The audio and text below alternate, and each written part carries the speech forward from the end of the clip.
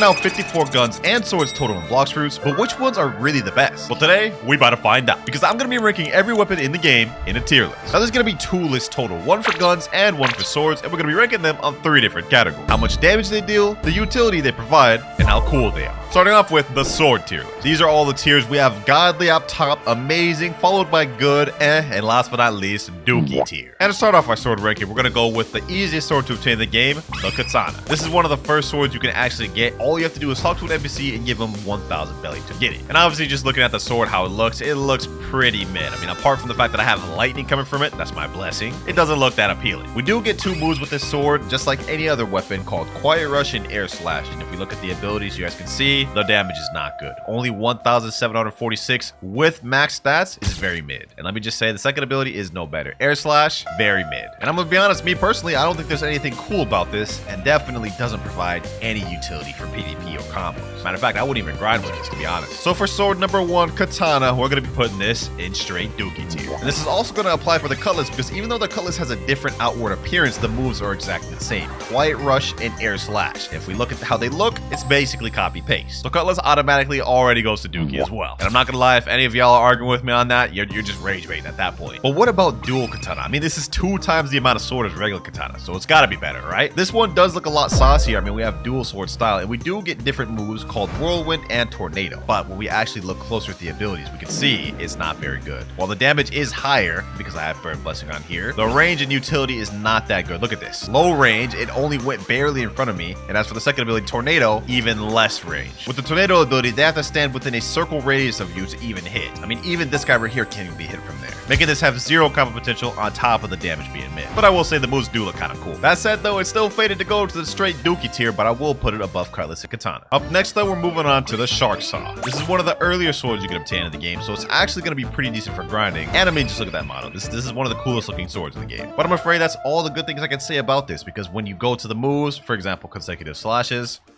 not that good. The only long range is the final slash. And it gets even worse when you look at execution. I mean, this is slow. You're not ever going to be able to land that in PvP. I mean, it could be decent for grinding, but that's about it. But another cool thing about this sword is on the 5th M1, we do get a unique down slam. But that down slam is not enough to save it from going straight in the Dookie tier. But I will put this above dual katana. And you know what? While we're already at the Pirate Village, let's move on next to the Iron Mace. The reason why is because you can buy the sword from this guy right here, Sword Dealer of the West. Now, this sword model-wise actually looks pretty decent. I mean, it's a nice little mace. And just like the previous sword, this one also gets a nice M1 on the last one. Nice AoE there. But for our first ability, Mace Smash, it's pretty much like the name sounds. You have a long range smash instead of a close range one, which is actually pretty decent. But that's the best move in the entire kit, because Killer Combo is a close range one. You have to be literally right in front of the enemy to even hit him, which means this is completely unusable in PvP. Look at this. I can stand right here and Killer Combo would still barely hit. Yeah, we already know where this weapon's going, bro. It's going right here. I'm actually gonna put that below Shark Saw. Shark Saw has more range. Next up, we got Triple Katana. This is the base version, the Walmart version. You know, I actually think this is one of the better ones from the commons. I mean, look at this. Visually, this doesn't look bad. I mean, it's still mid, but like, it doesn't look bad. M1s wise, last M1s push you forward. Pretty much the same thing as True Katana. But we do have a decent ability, Air Slash and Barrage.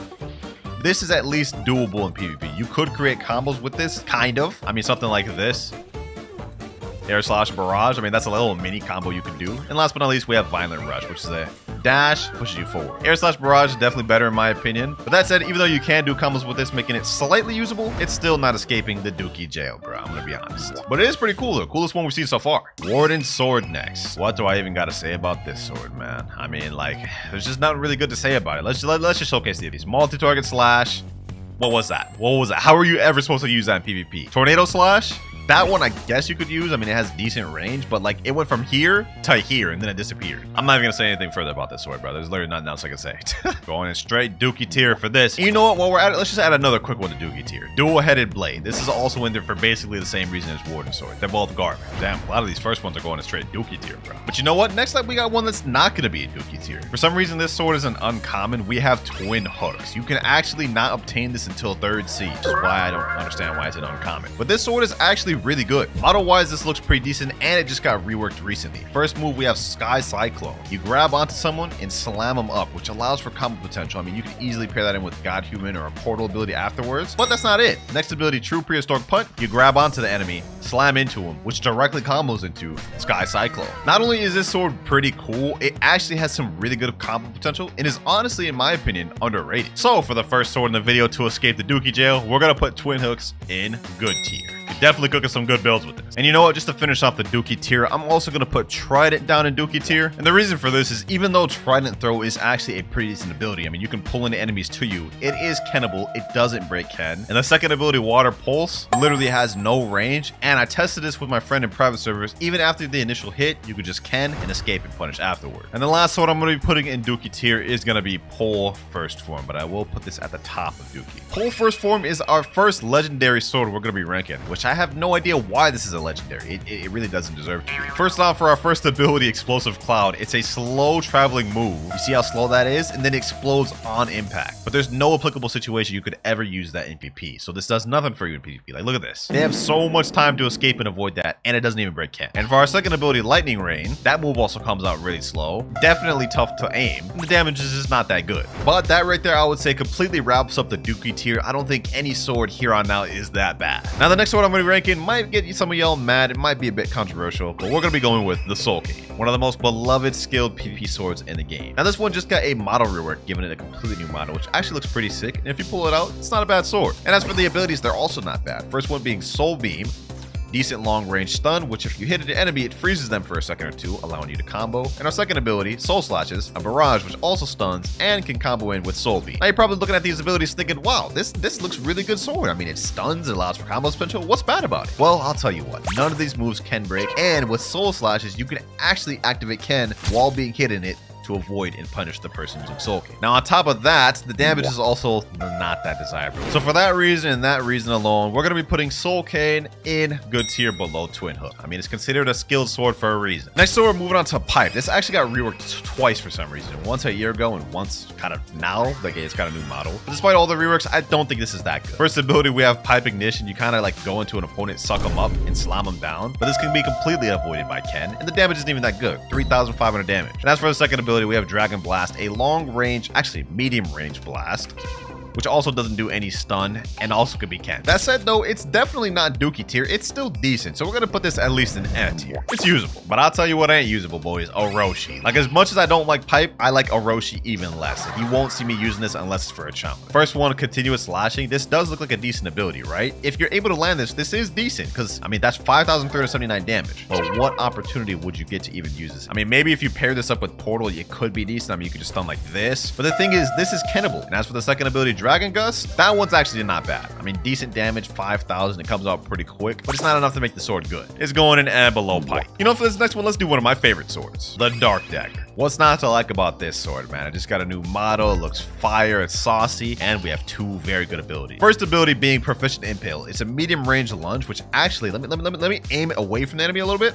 You can see it kind of sucks them in, and it also pushes them back in a straight line. And another cool thing is I found out that Proficient Impale is actually a Ken break. Now on to the second ability, Shaming Slash, my favorite one. This one also breaks Ken, by the way. You throw this out, it's a long range ability where once you land it, you teleport behind the opponent and knock them back. This can start so many combos, but it's also one of the hardest moves to land in the game, heavily relying on aim and precision. Now, despite how cool Dark Dagger looks, I'm still going to put it only in good tier, but above Twin Hooks. That said though, it's really underrated. I think more people should use it. I mean, paired up with the right build, it's very deadly. And while we're on the topic of deadly, this next sword definitely fits that description. The Saber Sword, an often overlooked sword because of how early you can obtain the game, but it holds the title for the highest damage dealing sword. Now you guys can see the model looks pretty cool. I also do have a Burn Blessing on here, and we also have two different abilities, Deadly Rush, Triple Slash. This sword also has a unique mechanic where the amount of distance you are from your opponent when you use your move determines the damage. For example, Deadly Rush, if I'm really close to my opponent, deals this much damage. This is the sweet spot damage, dealing a total of 5,072. However, let's say I move back a little bit, now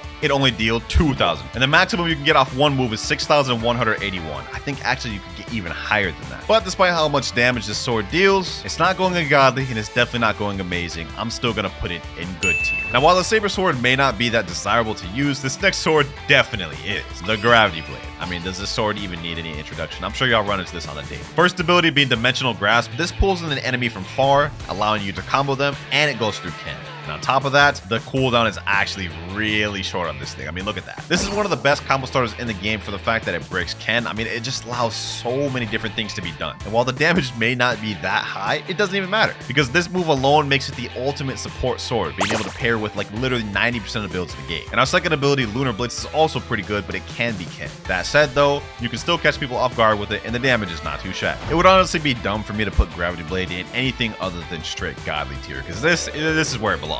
It's just too brain dead. Next up, we have another very high damage dealing sword, the Bicento Blade. An honestly really underrated sword that I think needs a little more recognition. And you know what? We're not even gonna yap on this one that long. Let me just show you why. I'm gonna use both of these abilities and pay attention to how much damage this does. With Sphere, Windbreaker, literally over 8,000, almost 9,000 damage with those two moves alone. Insanity. And the crazy part about it is a Windbreaker didn't even all hit. The only issue with this sword is that the Windbreaker is Kennable, as you guys can see right there. So after hitting Quake Sphere, they could literally activate Ken to avoid being hit by both of those. That said though, because the damage is so insane, this is still going at the bottom of amazing tier, man. I'm gonna be honest, it needs more recognition. But you know what doesn't need more recognition, boys? The Flail Sword. I absolutely hate this sword. The first move is absolutely garbage. Smoke Leopard, bro. Like that move's Kennable. It has like very low range and it's slow. I mean, look at this, bro. Nobody's getting hit by that. But one thing I will acknowledge the sword for is the Smoke Apparition ability. It's actually not bad. First off, to demonstrate you guys the abilities of this, I have my ult right here. He's gonna have Ken on. This not only breaks Ken, but it blinds him and stuns him temporarily, making this actually semi-decent for combo. But you still won't ever catch me using it. That said though, I'm gonna put it at the bottom of good. And up next, we have the beautiful pirate sword, Ken Vander. This one's honestly not that bad. I mean, visually, the sword model looks pretty good. You got some nice, beautiful looking, elegant M1s. And this sword actually holds the record for one of the fastest combos in the game. Now, both of these abilities are pretty similar, Piercing Dash and Scattering Gust. Let me show you Piercing Dash. Pretty much like the name implies, you lunge forward. Visually, it doesn't look that good. Same thing with Scattering Gust. You lunge forward, except this one has more like a slash type ability and does a bit more damage. Now, this sword's actually pretty decent because both Piercing Dash and Scattering Gust breaks Ken. You guys can see my ult right here is Ken. Let me use Piercing Dash. It broke Ken. And the same is true with Scattering Gust. That said though, the damage is very mid for this sword. I mean, especially if you're going against someone with Bounty Boost, you're not going to be dealing that much damage on top of the fact that it has little range. I mean, so for Convander, I'm going to put this in the good tier above Soul King. I mean, I can't really put it much higher than that. I don't really see much cases it can be good. Hold on, I just realized it's crazy to have Flail right here. I'm actually going to remove Flail from good down to like, I don't even know what I was thinking of good, but it will stay at the top of You know, for this next sword, let's actually get to the first mythical rating of the video, the Hollow Sight. Now, despite the fact that this is a mythical and it's really hard to obtain, it's pretty big. It's almost Dookie. And I know I'm going to make a lot of y'all upset on this, but hear me out. So we have two different abilities, Death Cyclone and Soul Execution. Now, Death Cyclone in terms of damage is really good. I mean, it's a nice cyclone that does actually 6,268 damage. That's not the issue here. It pushes your enemy very far. I mean, look at this. This knockback is crazy. Not only that, it can be Ken while you're in the middle of it. So in terms of combo potential, not really doing you any favors. And it also doesn't Ken break. So in terms of like landing it, they can just dodge that and punish you for even doing that. Second ability, Soul Execution. This one's just hard to actually work with. And on top of that, it also does knockback. Yeah, the sword is overall pretty mid. I'm gonna put this one in straight meh tier. It only exists for one reason, and that is the Admingler combo. Though it will go to the top of meh. And you know what? While we're on the meh tier, let me go ahead and finish this off real quick. I only think a few more swords need to go there. First one being the Coco Sword. Now this sword's gonna go in F for only a few reasons for me. I mean, this sword just doesn't provide much support. There's little builds it's actually good at. And in terms of combo potential, not really existent. It does have a good long range ability, Injection Shot, which does decent damage. I mean, 4,890. Cooldown is pretty short and it's spammable, which is good. And on top of that, it does break Ken. But unfortunately, the first ability, Electric Stab, does not. So you can see he completely avoided Electric Stab, which is the one thing that could have been a combo extender or a combo starter for Coco. Unfortunately, it just doesn't work. Yeah, we got literally no combos for this, just all spam. It's going at top of below Hollow Sight. And now I think there's only one more sword that belongs in N. And in my opinion, it's gotta be Saishi. Now I know there's gonna be a lot of players defending this sword with their life in the comments down below. Hear me out. I know it has some combo potential, but I don't think it's as good as other swords. I mean, you could easily pick so many better options. This one, you're just limited limiting yourself by using it. First ability, Swords Dance. It's a nice barrage that grabs and slams them up, which you could combo potential with, but it's a little difficult, and I think it only really works well with specific builds. Let me see, does this even break Ken? Okay, it does break Ken, but I wonder if you can after the barrage. Let's find out. I'm gonna use this, then I'm gonna go over to my ult account and try to Ken and escape.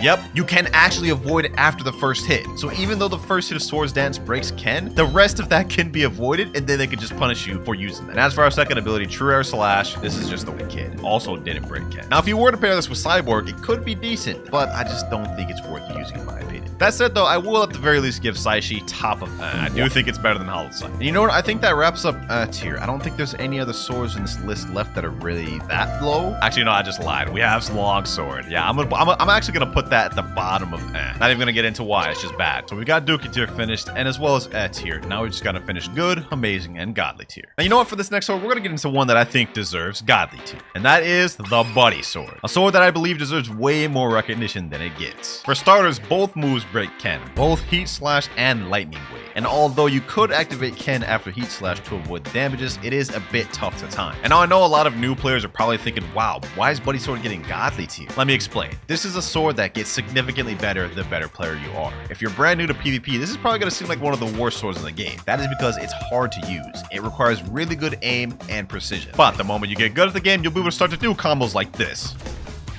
Instant one-shot combo. I just dealt like 14,000 damage in seconds. The damage is insane with Buddy Sword. It allows for very fast-paced one-shot combos. And another thing about the Buddy Sword is this range is insane. I mean, look at this. This guy right here, I'm gonna snipe him from all the way over here. Look at that. And that damage is kind of crazy, bro. 5,808. What's there not to love about this? It's a nice sword that's really good, but also really rewarding. It's skill. So for those reasons, boys, I'm gonna be putting it in godly tier, and I'm actually gonna put it above Gravity Blade. I think it has higher potential. Now, this last bit of swords we have left are all going to be tough to rank, because this is when we start getting to all the good stuff. And this is where I'd also like to disclose that this tier list is based off my opinion and experience. If you disagree with anything, completely fine, but try to be respectful and comment down below what you disagree with. I'm down to debate. But for our next sword, we're getting into Goku, ladies and gentlemen. This is honestly a really cool sword with some nice visuals. Our first move is called Demon Slayer, which is a command grab that goes through Ken. It slashes him and pushes him back. The damage is also pretty decent on that. The problem with Goku that holds it back is the second ability, Burning Slash. This is a long range fire slash, which is kind of slow. It doesn't break Ken, however, it can be held. You can hold the Burning Slash like this, and now it will break Ken, but who's realistically gonna let you sit there and hold that in a PvP battle?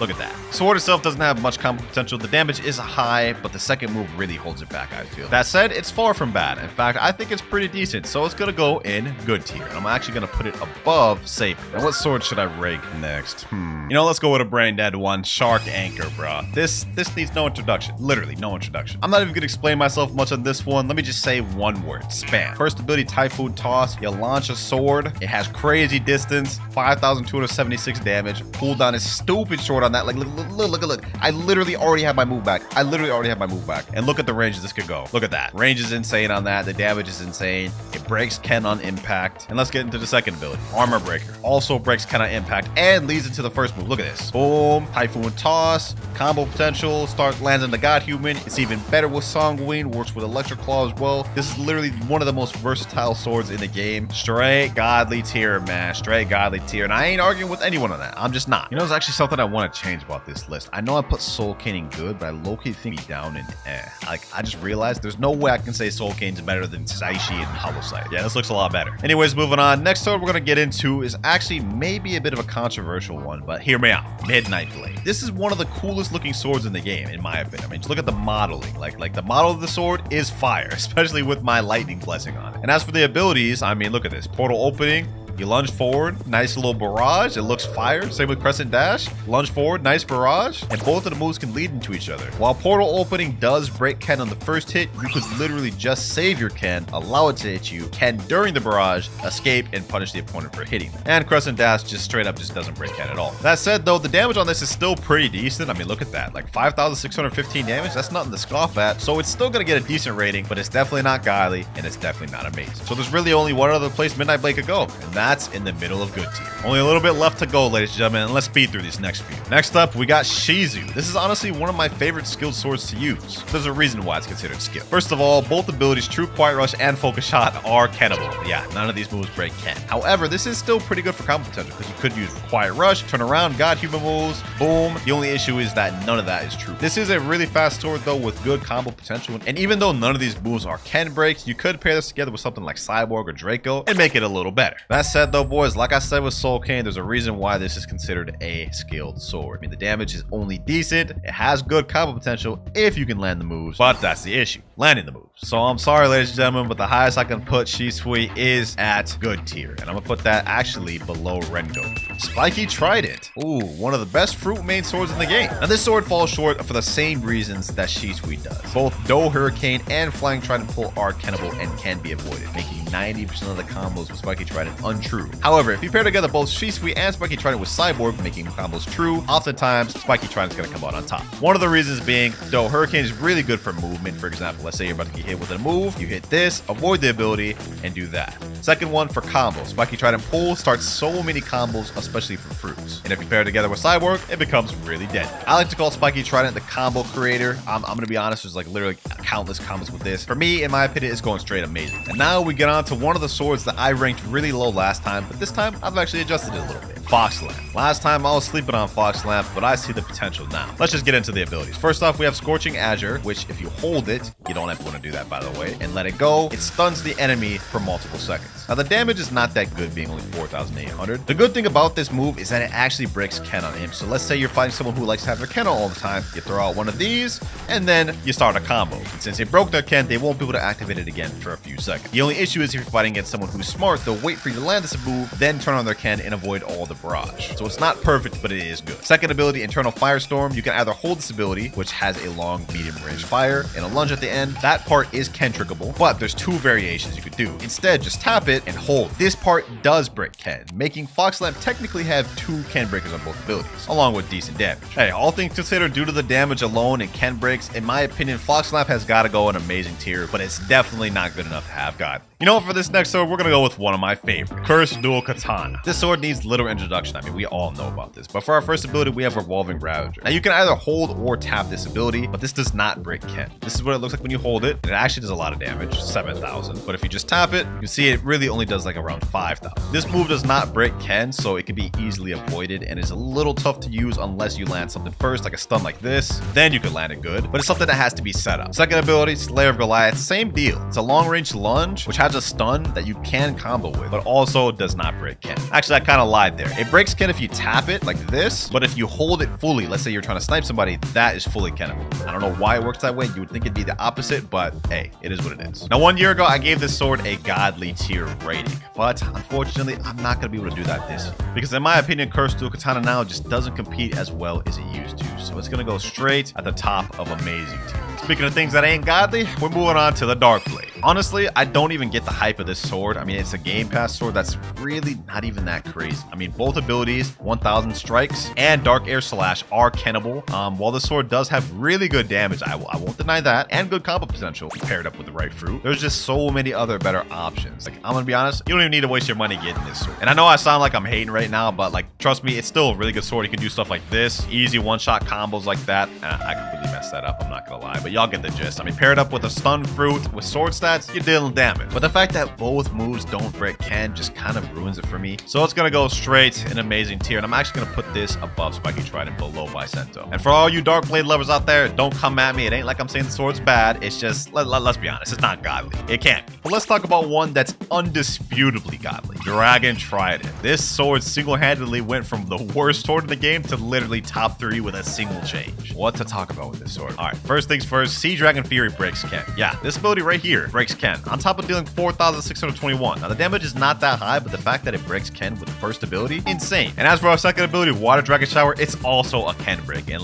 just look at this AoE, bro. Just look at this AoE. Look at that. Look at that AoE. You could probably close your eyes and guess where the enemy is at. You'd still probably hit him with that. And because both moves break Ken on impact, this makes starting combos really easy. I mean, you could literally just walk up to an enemy and do this, boom, boom, they're dead, and then like, you know what, just repeat it. Especially if you have Ghoul or Cyborg, just do that all over again. Cooldowns are really short too. It's honestly baffling. The one thing this sword struggles from is air cannon. It's a very ground-based sword. I mean, Water Dragon Shower works best on ground. That said though, that doesn't mean you can't catch air cannon, because you can also do this. You can aim this up in the air and it'll shoot them down, and if you can catch it, that also starts combos. Not much else for me to even say about Dragon Trident, to be honest. It's super brain dead, super easy, and just insane. It's going straight godly above Sharking. Only 6 swords left to rank. And next up, we have an interesting one, Tushita, a sword that's actually not really used that often that I think deserves a little more recognition. Why, you may ask? Well, both moves break Ken. Heavenly Lunges right here is a really good move that breaks Ken and does good damage. I mean, 6,230, very good. Also, did I forget to mention it breaks Ken? Pair this together with something like Songwing, you're gonna be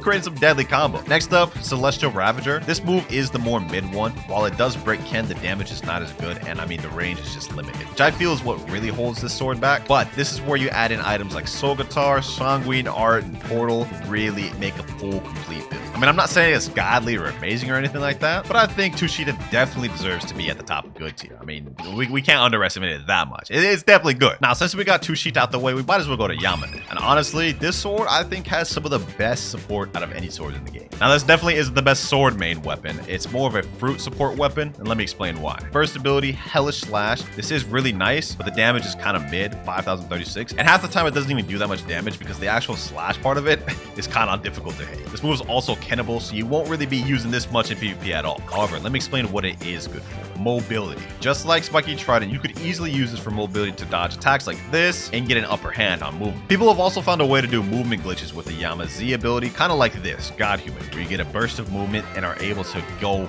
really fast, like this. But that's not even the best part about the sword. Now we get to our second ability, Infernal Hurricane, which is a Ken break, lunges you forward, stuns the enemy in there. They can't Ken the barrage, and this just starts so many different combos. One thing that comes to mind that pairs together really well with Yama is specifically Kitsune. Honestly, with Yama and Kitsune, it's one of the deadliest combos in the game, especially if you're pairing together with Sangwoo. So it's going straight in amazing tier, and I'm actually going to put this above Fox Lamp, under Crystal Katana. 4 swords left, and you know what, just to get one of these out the way, true triple Dark Blade. This is just a troll sword. I'm just going to put this straight godly. We don't even need to explain that. And aside from that, next up, we got Pole V2. This sword is still really good. I'm not even going to sleep on it. Let me just demonstrate why. Both of these moves are stun abilities, which lead for crazy combos if you can land them. Hand of God stuns them. You see it stuns them there for a second, allows you to use ability. Electric Prison, well, as the name literally says, it's a prison. It stuns. So both moves are really good with stun. So you could really use this with certain builds like Portal or Rumble just to create crazy combos. Like, look at the Hand of God, boom. They're just stuck there and they're just dead now. That said, the lack of range and lack of damage definitely leaves something to be desired, and the moves have a bit of end lag like that. So if you miss it, you're definitely gonna get punished hard. So in my opinion, Pole's second form can only go in good tier, but I'm actually gonna put this above both Midnight Blade and Twin Hooks. And now we get to the last 2 swords, ladies and gentlemen, True Triple Katana and Dragonheart. Now first off, we're just gonna get Dragonheart out the way. This is the newest sword in the game, but let me just say the combo potential on this one is kind of low. Not that there aren't combos, but I feel like this is definitely more of a spamming sword. For example, Internal Catastrophe, you can throw this out, it is very quick and Ken breaks and launches them up. Second ability, you go Draconic Blitz. It's a really big AoE which does a lot of damage and has a lot of spread. I believe both moves break Ken on impact. However, with Draconic Blitz, you can activate Ken to avoid damage while you're in it. Honestly, if you ask me, the best way I can describe Dragonheart is this kind of like a worse Shark Anchor. Less combo potential, but more damage. I'm personally gonna put it at the bottom of Godly, actually above True Triple Dark Blade. And last but not least, ladies and gentlemen, True Triple Katana. There's honestly not much to say about this one. I'm just gonna go ahead and straight up put it at the top of Godly. It's the best sword in the game in my opinion. And just to give y'all a brief explanation, while the first move, Wolf Fang Rush, may not be the craziest, it is Kennable, but it does a good amount of damage, 6,092. Though that's not the main attraction of the sword. The main attraction is Dragon Hurricane, a big tornado that does 6,347 damage. You can't Ken while you're inside of it, and it just allows for free combo. Also, did I mention that the hitbox of this thing is insane? I mean, just look at this. Dragon Hurricane, look at that, bro. It literally pulls them in from way over there. This sword holds so much damage. It holds so much brain deadness. It has one of the easiest one-shot combos to pull off, like literally a new 2.5 million bounty player could do. There's literally nothing bad about this sword, honestly. And I ain't gonna argue or debate with anybody on that. This is the complete sword tier list. Honestly, Godly, you could argue a lot of these. I mean, this isn't fully ordered, but everything else I would say is ordered. Now let's get on to the gun tier list. Here is the complete gun tier list. We have Soul Guitar, Dragonstorm, and Venom Bow in S tier. These are the top 3 guns in the game, in my opinion. You could really argue Dragonstorm above Soul Guitar, or the opposite. He's just not really ordered. A tier, we got Kabucha, followed by Magma Blaster. I think Magma Blaster is insane. Just have to have the right builds with it. Followed by B tier, we got Acid Rifle, more of a skilled gun, and then Dual Flintlock, and then everything else after that is just kind of meh. And for the tiers, we have Godly at top tier, Great tier, Good tier, Meh tier, and D tier. Matter of fact, hold on, let me change that to Dookie Fruit tier. All right, so before we get into actually rank it, I just want to say this is based off of my opinion and experience. So if you disagree, perfectly fine. Just try to keep the hate to a minimum. Also, this list is based off of grinding and PvP together, so an overall list. And for the first fruit, we're gonna be rating the Spin fruit. Why the heck is it looking at me like that? I'm gonna be honest, Spin is a tough fruit. Its kit really has no redeeming factors. I mean, look at this. Razor Wind, what are you gonna do with that? No range, hardly any damage. Tornado Assault, hardly any combo potential. I mean, it's all right for grinding, but the PvP potential is non-existent. Helicopter Flight, worst flight in the game. Well, one of the worst fights in the game. Last but not least, we have Air Slasher, which is actually an all right move, I'm gonna be honest, but leaves no room for combo potential or anything to set up anything. So yeah, I'm gonna be honest with this fruit. It's only gotta go one place, and that is Dookie Fruit. Straight garbage. And I don't think there'll be any arguing with that one. Next up, we're gonna do the Barrier Fruit. Ooh, I hate this fruit. Look at him smiling at me like that, bro. What you got to smile about? Your fruit's garbage. Let me eat that thing real quick. Okay, now this suffers from the same reason Spin does. It's kind of crazy because this is actually a rare fruit. So how this is bad, I don't know. This thing needs a rework, man. Look at this though. Barrier Wall, like it barely has any range to it. You're not gonna hit anyone in PvP with that. Surprise attack, like this thing is slow as hell. Someone could ken that. The only good move this thing has is Barrier Prison, which can start for combo potential if you bring them back to you. But another thing this doesn't have is a good ult. Like look at this. Barrier Towers, slow release, has high end lag, so if you miss that, you're getting punished. But also the AoE is only vertical. Like you're not gonna hit anyone with this in PvP. Moral of the story is do not use Barrier. Just don't.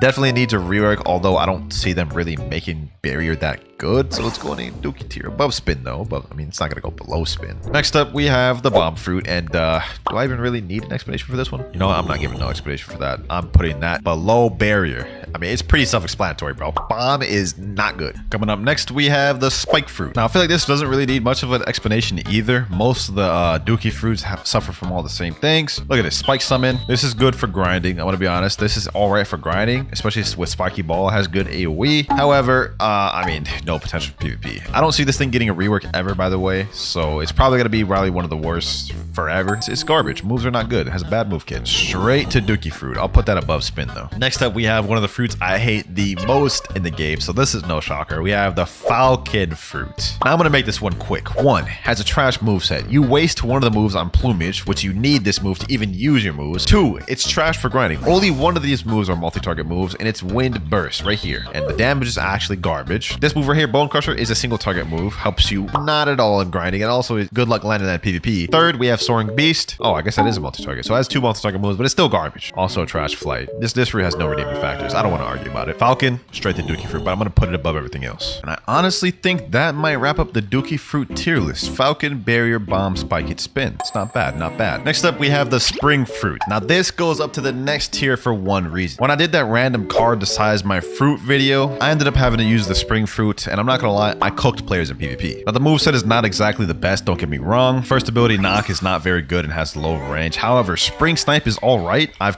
sniped some players with that. Spring Cannon is not bad. You're gonna have to set that up though to land this. You guys see right there. But the thing I like most about this is the Spring Leap right here. It's actually a really good mobility. You guys can see I went pretty far with that. And then Spring Emperor, which is this. You guys can see right there. Spring Emperor. It's like a big AoE which just hits multiple things. So for grinding, obviously this is worse than even the Dookie Fruit tiers. But for PvP, this actually has some solid potential. And for that is why I'm putting it at the bottom of Meh tier. Next up, we have the Chop Fruit, boys. This one I'm also gonna put into the Meh tier. And it's actually a little bit better than the Dookie Fruit tiers. I'm about to explain why. All right, so since this is the Chop Fruit, anytime you fight a sword main player in PvP or sword NPC, you're not gonna be able to be hit. So this actually makes it decent for grinding throughout the first seed because it's almost like you have a Loki dodge. And since a lot of players in PvP use swords, it makes it a decent viable option for a counter pick. However, though, the moves are still garbage. I mean, look at this. Tackle, garbage. Dance, like no one's gonna let you hit him with that. And then Party, it's kind of like Rubber Barrage, I guess, a little bit. It's just not that good, man. Damn, this is a worse flight than Spin. Wow. Literally the only reason this got to where it was is because of the passive that you can't be hit by swords. That's it. The moveset is it's worse than some of the Dookie fruit ones. Next up after that, we have the smoke fruit.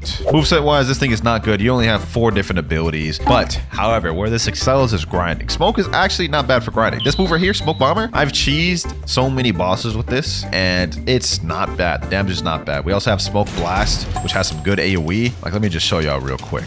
Look how much damage Smoke Blast deals right here. You see that right there? 5,447. So the damage is not bad. PvP, although, just don't use this fruit for PvP. Just don't. But if you have no other fruit and you got a Smoke, I mean, you can use it for grinding. So yeah, Smoke is going above Chop and Spring and Meh. Rocket Fruit next. Ah, yes. This is 10 times better than Kilo was. I'm not gonna lie. Now, Rocket, I'm gonna be honest, it's quite a bit better than some of the other fruits with Dookie fruit. Missile Fist is actually a long range, not bad ability. Airstrike is also not that bad of an ability. It's got a cool third move as well, Rocket Crash, which I guess is kind of the ultimate. You know what I'm saying? You can catch a player who's lacking with that. Good AoE as well. Overall, it's not that bad. Would I use it? No, but it's 10 times better than Kilo was. Still though, it is gonna go at the bottom of Meh. All these other ones are better. Coming up next, we got the Diamond Fruit, boys. Now, Diamond for me is a bit interesting. Reason why is you have this move right here in Crust, which gives you a pretty good damage reduction for PvP, and that's the only reason really I put it on this high. It has absolutely no grinding capabilities. I mean, look at this beam and tackle. Like that did literally hardly any damage. I mean, it did half his damage, but if you're grinding, you're not gonna do that much because you have no maxed fruit stat. Diamond Hail is an alright ability in PvP because it's long range. Solar Flare is also alright. Does good damage. Has a little bit of stun there too, but the main factor is the damage reduction with this. Never personally ran into a good Diamond user, but for what it is, it deserves at least above Dookie fruit. So I'm gonna put Diamond above the rest in Meh.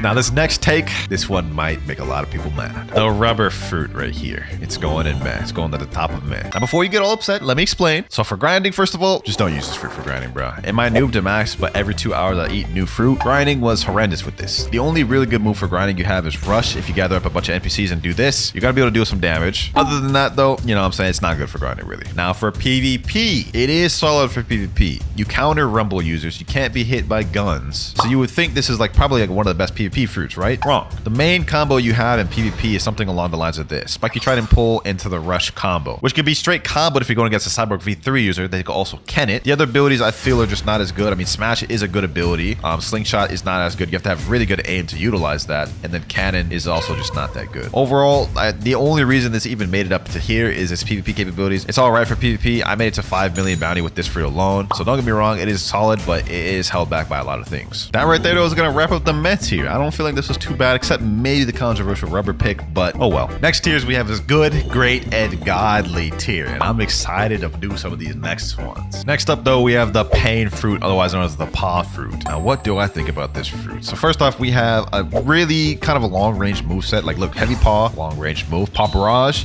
also long range move. Paw Nuke, also long range move with some AoE at the end of it since it's an explosion. We also have a mobility move which is self-repel, pretty much like the Rumble Dash, except you only get one of them. Last but not least, we have the ultimate, which is Torture, another long range move, but if it hits him, it does a damage over time, which actually does pretty good damage. You guys can see right there doing over 4,000, actually 5,000. I'm gonna be honest, for grinding, this thing is, just don't use it for grinding. I do not recommend using this for grinding. I'm gonna be honest. PvP though, it is all right. It is all right. You can do combos like this where you do like Spiky Trident Pull, boom, Pop Barrage, you know what I'm saying? A combo like that, and that's a good combo to use in PvP. I'm gonna be honest, with Paw, it's gonna go at the bottom of good tier, simply because it's pretty much getting elevated just because of its PvP capabilities. It is good for PvP, I'll give it that. Grinding, don't use this for grinding. Let's go with an interesting one next. The Spirit Fruit. Wait, where to start with this one, man? Where to start with this one? All of these moves pretty much lead into a combo, except the Frostfire Grasp. Frostfire Grasp, it is a stun ability, but it has too much Enlight to combo off of it. However, you have this one right here, Wrath of Shu, which directly leads into the ultimate right here, which can lead into a Spiky Trident Pull and a whole combo there. So it's got combo off of combos off of combos. You also get buffs. You guys see this little spirit bar right here. If you tap it while it's on the blue side, you get speed / health buffs, like so. You guys see right there. If you tap it on the red side, it summons monsters, which deal damage, stun. This fruit honestly is top tier. It's one of the best for PvP in the game. If you sleep on it, I suggest you learn it because this fruit is busted, man. Now for a fruit like this, there's nowhere else it deserves to go other than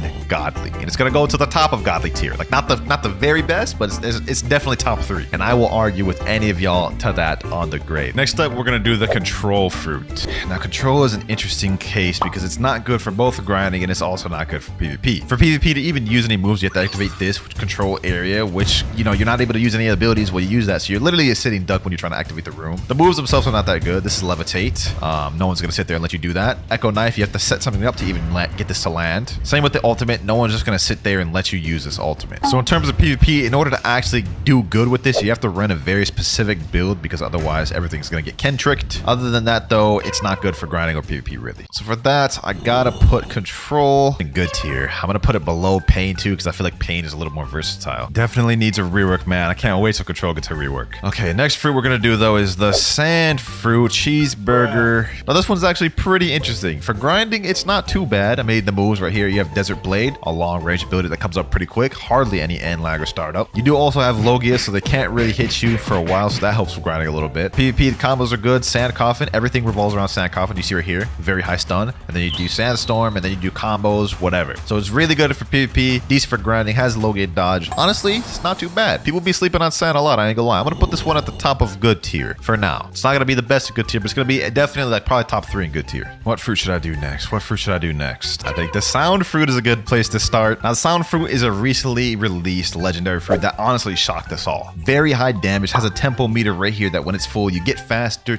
do more damage, take less damage. Very spammable, as you can see right here. Rhapsody notes, fortissimo, has a high AoE, multi-target hitting, stun ability, symphonic radiance, that little disco ball, which could lead into many different things. Has a really good ult. Like, what doesn't this fruit have? Like, this is an insane fruit, I'm not gonna lie. The damage is nice. PvP, it's nice. Actually decent for grinding, I'm gonna be honest. Like, you see the spam ability right here, boom, boom, boom, boom. Based off of this entire moveset and everything you get with it, I'm gonna be honest, sound is going in great. It is a very good fruit. You can't go wrong eating this fruit for PvP. I would say if you're gonna be grinding or you're not max, eat a different fruit, but for PvP, can't go wrong with sound. Flame fruit next. Decent for grinding, has Logia dodges, so it'll get you through first or second C, but where it really excels is the PvP. Look at this. Prominence burst, long range ability. Allows you to do some combo potential. You can do a spiky trident pull after that if you hit them and they don't have Ken. Blue fire bullets, good for chip damage, long range as well. Now where the real magic happens is this right here. Flaming vortex. Launches them up, which you could do this, boom, you know what I'm saying? Do a spiky trident, start any type of fighting style combo. It's really nice. So for PvP, I feel like people be sleeping on this a lot. They be thinking it's worse than it is, but it's not half bad. And because of that, I have to put this towards the top of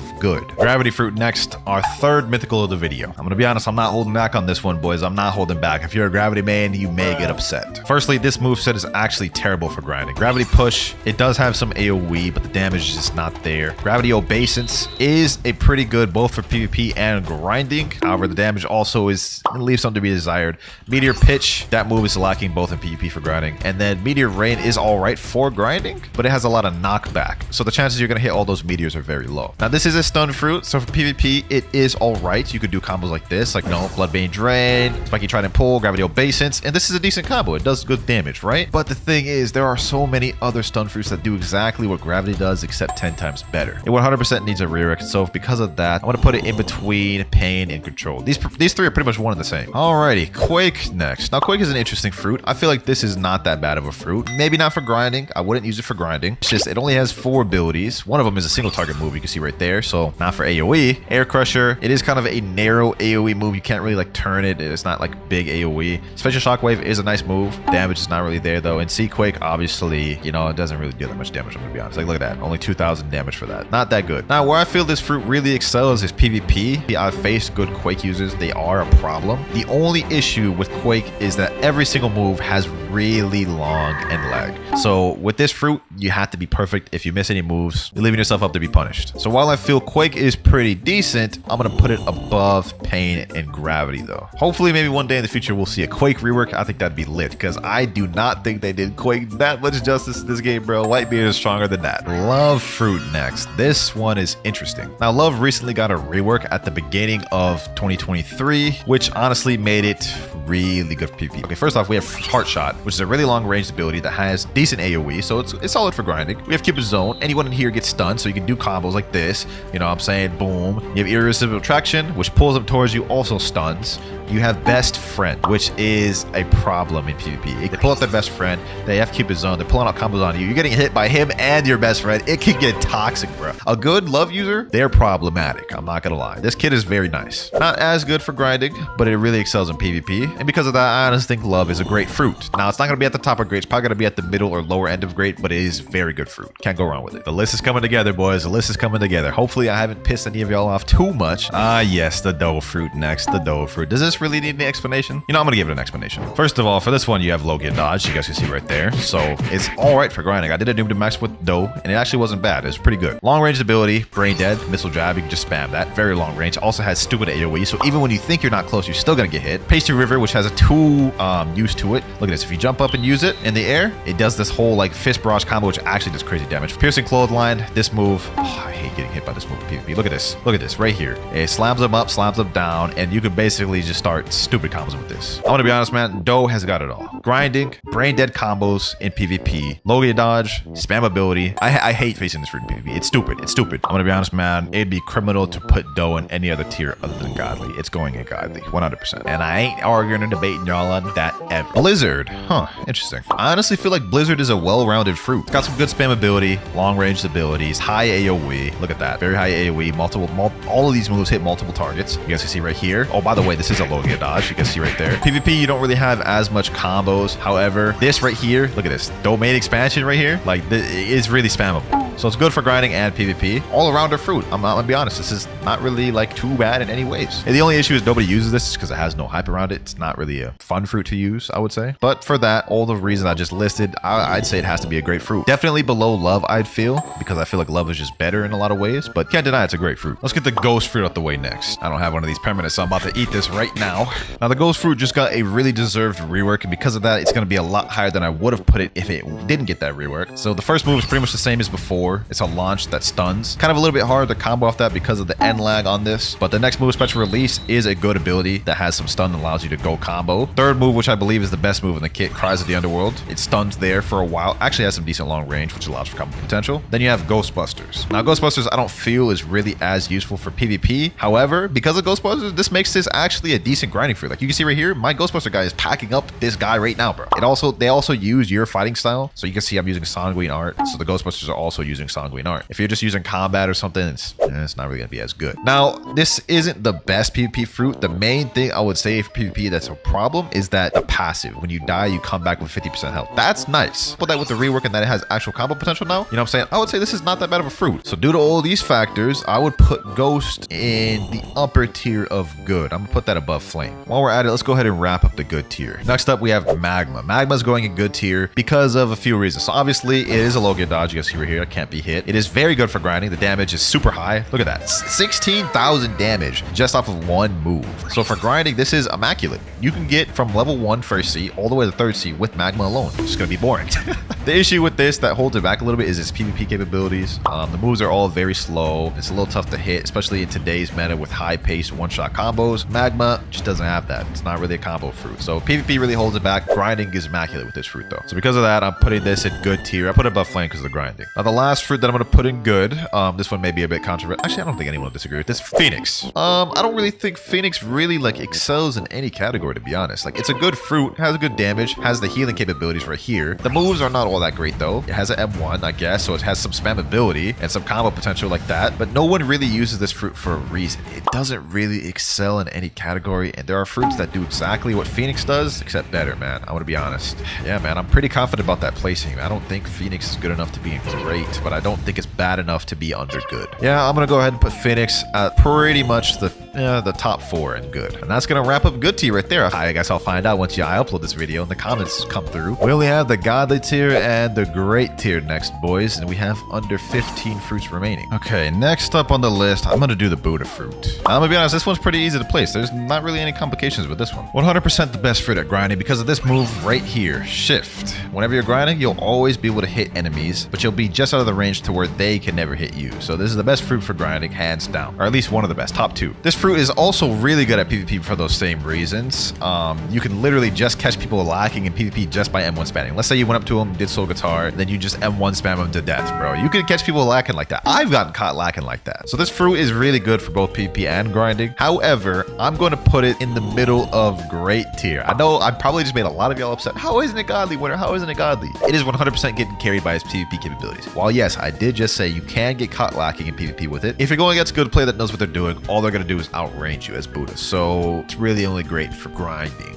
Next up, we have the spider fruit. This one may be a little personal bias, I'm not gonna lie. I personally think this one is underrated. You got high mobility right here, right? You got good damage dealing moves. You got long range move with Oda Here Sniper. You could literally literally snipe someone across the map with that. You got good combos and easy combos as well. Look at this. Silk Prison, straight into Heavenly Punishment, and this deals insane damage. It's also not too bad for grinding. I mean, like, it's not terrible for grinding. There's better fruits out there. I wouldn't use this for grinding, but for PvP, I think it's underrated. I really do. Like, hold on. Let me just show you what I'm talking about real quick. Let me show you what I'm talking about real quick. All right, Silk Prison, boom. Heavenly Punishment, hit him there. Still going, boom. Combo's not even done yet. Sanguine Art, get a whole entire Sanguine Art combo right there. If you have Cyber V3, bro, I'm convinced that's gonna kill 30 million body player right there. So because of that, I'm gonna put this at the bottom of great. Coming up next, we have the Shadow Fruit. Now this one I've never used personally, so I'm not gonna do a little move showcase. I don't use this for PvP. I know it's trash for grinding, but it does have insane one-shot combos. We're gonna put this in great, but we're gonna put this like kind of like in the middle of great. Next up, we have the Ice Fruit, boys. Those of you who not know this game, y'all know this one's getting placed high. So first off, this thing has low gear dodges. Okay, well these NPCs have hockey, but it also has M1s, so it's actually not half bad for grinding. This can get you through first and second C pretty easily, especially if you have it awakened. Where it really excels is the PvP. Let me show y'all the most brain dead easy combo that even someone who just started playing the game can do. Okay, so you do Flash Step, absolute 0, right? Then you spam Unawakened C, right? Then you use Cold Storm, M1, M1, M1, M1. Then you do a whole little combo, whatever it is. And I guarantee you, bro, if you have Cyborg V3, that is killing even a 30 million bounty player. That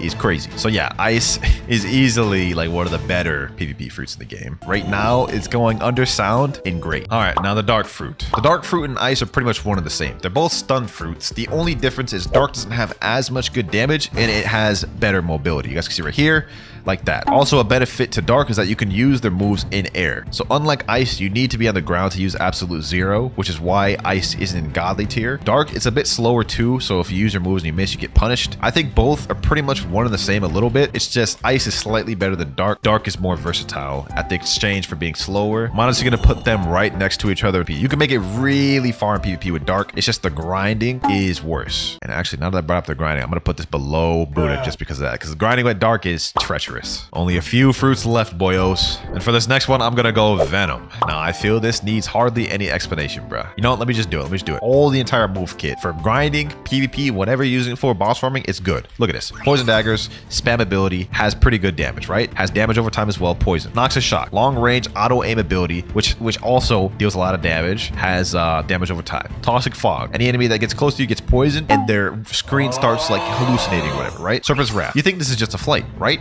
Wrong. Deals damage. So it has really long abilities, low cooldowns, so you can constantly spam it. One of these moves basically has auto aim. And guess what? To top it all off, you have a Fury meter and a transformation. Let me show y'all. Transformation right here, right? And all of your moves have changed. Well, only 2 of them. So now Serpent's Wrath, you guys can see, it has 3 dragons floating around it, which when you use it, the dragons attack enemies nearby. Extra damage, right? Look at this. Toxic Fog, big poison cloud, and anyone who stays in the middle of this is going to take a lot of damage. And to keep him in the middle of it, all you have to do is just use your moves, right? Keep him in there, deal tons of damage. I did a noob to max with Venom, and it was one of the easiest noob to maxes I've done yet. It's really good for grinding. It's definitely a problem in PvP. Whoever you run into with this, they're gonna get annoyed, bros. They're gonna get annoyed. For that, it can't go anywhere other than godly. Mammoth Fruit next. Now this kit is pretty good for grinding, I won't lie. You have this transformation right here, which makes everything able to be spammed. Where Mammoth kind of lacks is combo ability. The combos aren't really there. It's pretty much you just go in Mammoth form and you spam. And you also have long ranged abilities and, you know, good stuff like that. With Mammoth, even though it's really good, I mean, we're gonna say it's kind of tied with Dark. Next up, we have the Light Fruit. I want to make this one quick, right? Okay, so you have M1s with it. You also have low gear dodges, so a lot of NPCs are not gonna be able to hit you. Spammable moves, boom, you guys can see right here. A lot of moves can start a combo with it, you know what I'm saying? So easy combos, Light Speed Destroyer, you guys can see right there. Every move pretty much ties into each other almost. So it's very spammable, good for grinding, although I feel like there are just fruits that do what this fruit does, except better. Like there are better spam fruits than Light. So this is really good. We'll put it above Dark even because it's better for grinding. Okay, that's the end of Great Tier. All these next ones below are above Great Tier. Let me order Great Tier real quick. So far, I feel like I've done pretty well in this. Like I've tried to consider all aspects. My personal experience with grinding and PvP, I think we're doing good. I think we're doing good. Dragon next. Now this is gonna be liable to change very soon. Dragon is getting a rework very soon. Grinding Dragon is not that good. It's not the worst, but it's not that good. PvP is where it really excels. We got a super easy combo, one shot combo I'm about to show you guys. Our Staff Dragon Shower. So I keep trying to pull, boom. You go like this,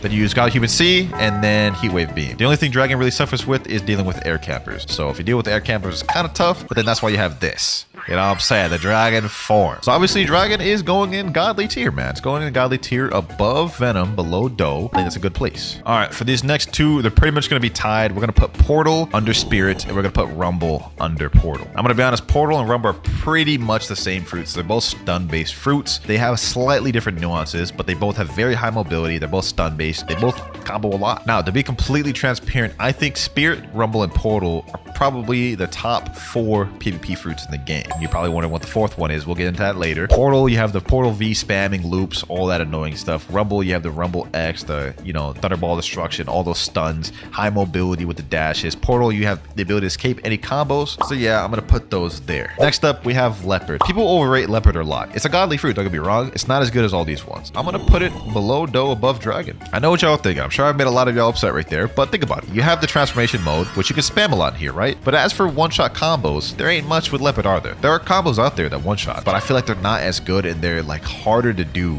than what you could do with spirit, portal, rumble, or doe. So leopard obviously is a godly fruit, no denying that. Just the spam alone can get you really far with leopard, but I don't think is as good as these other 4 right here. Next up, we have the T-Rex fruit. I want to be honest, the kit on this one is pretty good. Long-ranged abilities, combo potential, especially with Predator Screech. You know what I'm saying? Boom. Start combos like this. You know what I'm saying? So it's really good for combos and stuff like that. Also decent for grinding because you have M1s and you also have a transformation. So this is 100% a godly fruit, no denying that. The damage is really high. Now some people say this damage is even almost as high as magma, but the difference between this and magma is the combo potential is really nice. And I'm gonna be honest, when you go in this transformation right here, it's deadly. So if you hit somebody, you see that icon above their head. If you run away from them, they take damage over time. So this is gonna stop runners right in their tracks, boys. You also got some bird damage with this as well on top of the damage over time. I think it's a really good addition to the game. I really like it. I feel like T-Rex is honestly above leopard, below doe. In godly tier, all of these are pretty much around the same, just slight differences. Last but not least though, we have Kitsune, and this is no brainer. Kitsune is the best fruit in the game, man. I'm not even gonna go into detail why Kitsune is the best fruit in the game. If you've ran into a Kitsune or you've seen maybe some of the videos or some of the combos,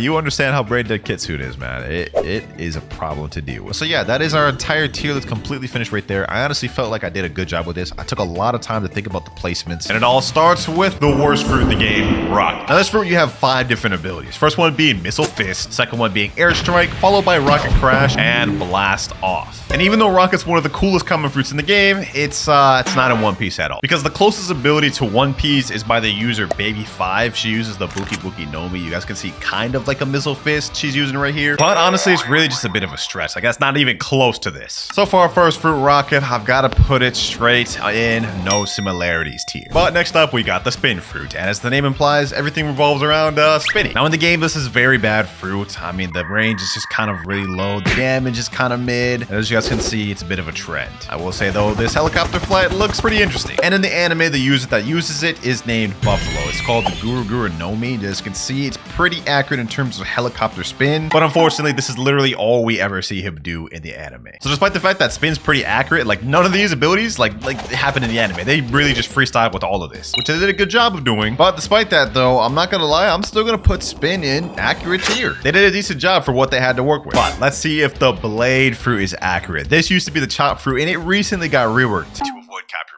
So is it still similar? Now this fruit actually has a passive that makes it impervious to all sword attacks. If I try to get attacked by a sword user, I just simply deflect all of it. And as for abilities, we have an M1 right here. We have our next ability, Razor Cyclone, which kind of launches you forward. Blade Dance, which is a barrage ability. Saw Shredder, long range ability, and Turbine Flight, where you just use your hands to propel yourself forward. And of course, in the anime, the person that uses the chop fruit, which is what blade fruit's based off of, is of course Buggy the Clown. As you guys can see right here, however, looks literally nothing like what we saw in Blox fruits, with the only thing maybe being similar is when Buggy did this. He did his little chop barrage frenzy or whatever he wants to call it. This right here where he's just throwing himself, which I guess is kind of similar to this, but not really at all. It used to be closer. So sadly, now the blade fruit's gonna have to go straight in, not even close to here. I can't justify putting it any higher. Moving on up next though, we got the spring fruit. Now with this fruit, all of the attacks are spring related based off of the name, and first one looks like this. Spring knock, kind of like you extend your arms a little bit. Spring snipe, your legs become above spring, propel yourself forward. Spring cannon, kind of similar thing, except instead of springing yourself forward, you just jump up and down. Yeah, this fruit's pretty bad. But next up, we got spring leap, just launches you forward. And last but not least, the ultimate spring emperor. Yeah, you just go crazy with springs. Overall, pretty bad ability on Blox fruits, but that stands true to One Piece as well. Because in the anime, spring fruit is used by none other than Bellamy. And as you guys can see right here, he just did spring leap, spring tackle. Like, this is super accurate from what I'm seeing so far. But trust me, it gets even better. Because right here, we can see he's doing spring emperor. And it's literally super accurate to the game. Like, look, this is how it looks right there. And then another look at it right here, looks exactly the same. And if you can't see the similarities, you might need to get your eyes checked. But me personally, man, this is gonna be our first of the video, but I've got to put spring fruit all the way in copyright tier. This is like stupid close. And because of that comment I just made, I wouldn't be surprised if we got a spring rework anytime soon. But up next, we've got the bomb fruit. Bomb fruit's pretty decent in this game. We have a long range ability targeted bomb where you kind of just shoot a bomb where you target this, literally like the name implies. Next up, we got bomb grab where you kind of lunge at someone, grab them and explode them. Landmines where you just set mines on the floor and whoever steps on these will get exploded. Explosive jump where you propel yourself forward. And this is a weird pose. Anyways, this is how that looks. And last but not least, self-destruct. The more you hold this, the more damage you deal until it's a big explosion, which does stupid amounts of damage. But how accurate is it to the anime? I'd say pretty decent. Now, the user of the bomb fruit in One Piece is a guy named Mr. 5. And as you guys can see right here, he just used targeted bomb. He literally flicked his booger at this guy and exploded targeted bomb. Unfortunately, though, this guy, Mr. 5, does not get much screen time, so we don't really get to see many of his abilities. Most of it is just that booger flick, which is kind of disgusting. But one other thing we do get to see him use is kind of like a landmine ability. You see, he puts that little mine down there and explodes Vivi. We also get to see explosive grab right here, and that's about it. Because he didn't get much screen time, we didn't get to see him do anything like explosive jump or self-destruct. So yeah, Blox fruit's kind of just freestyled for that. Despite that though, I honestly think they did a pretty good job of doing it based off the anime, so this is gonna go straight in accurate tier, actually above spin. Almost done with the common fruits, we have two more. Next up, we have the smoke fruit. This one, we got a lot of smoke-based abilities. First one being smoke slam, which is a nice little slam down. Smoke blast, a long-range smoke attack, which is actually a barrage. Smoke liberation, kind of like that. And then smoke bomber, where you kind of fly up and just throw smoke bombs down. One of my favorite common fruits in the game. And as for the anime, the smoke fruit is used by a guy named Smoker in One Piece. Kind of an interesting name, I'm not gonna lie, but he is absolute Dookie. Like, he does not do much in One Piece. That said though, you guys can see this is fairly accurate. Like, just for example, we got smoke blast right there. This right here could kind of be like smoke liberation, low-key. And of course, we got smoke bomber, man. They actually cooked. The only thing they really didn't do, I guess, would be kind of like smoke slam, but he's done abilities similar to that. So you know what? The smoke fruit, man, it's not gonna go in copyright tier, but it is gonna go in very accurate tier. They made it pretty close. And last but not least, for the common fruits, we have the spike fruit. Now, just showcasing this real quick, this is a pretty trash fruit, I'm not gonna lie. We have spike summon, which allows you to summon a big spike wherever you point this at. Whirlwind, which is basically you turn into a Beyblade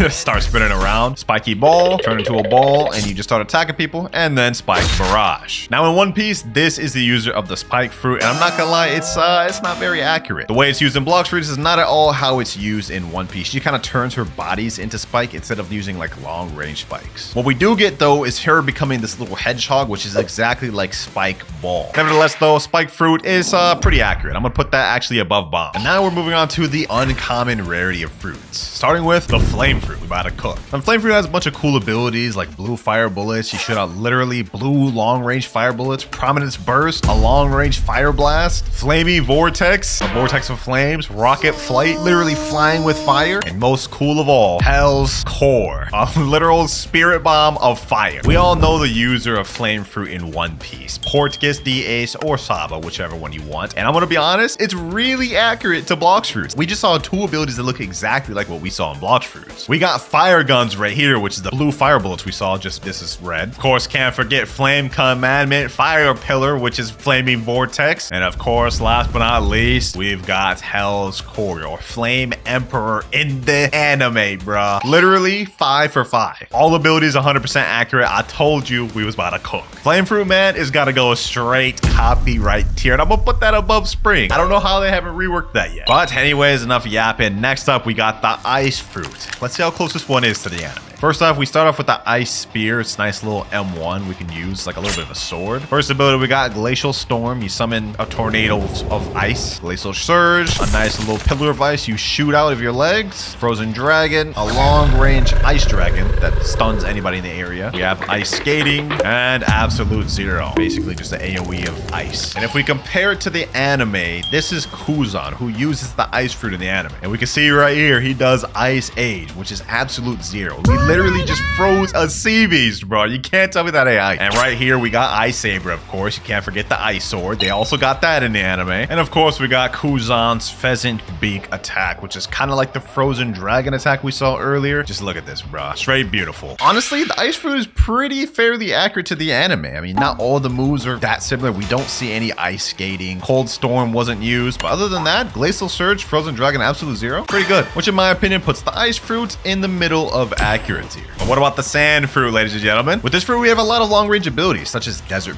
Blade. We even got Sand Coffin, which actually stuns your enemy in a coffin of sand and explodes. Sandstorm, where you summon a tornado of sand. Tornado Flight, you literally just start flying. And of course, we got Deep Sand. You throw out a little ball of sand, which explodes and has a big AoE. Very fire fruit in the game, and it's even more fire in the anime, because it is used by none other than Crocodile. And as you can see right there, that was the first ability we just saw in Blox fruit. So far it's pretty accurate. And of course, we got Sables, the Sand Tornado. Last but not least, Sables Pesado. Look at that. Just like in Blox fruits. So honestly, if you ask me, Blox fruits did a real good job of making it close to the anime, which means this may get revamped sometime soon. Because today, I'm gonna put the sand fruit in very accurate tier, man.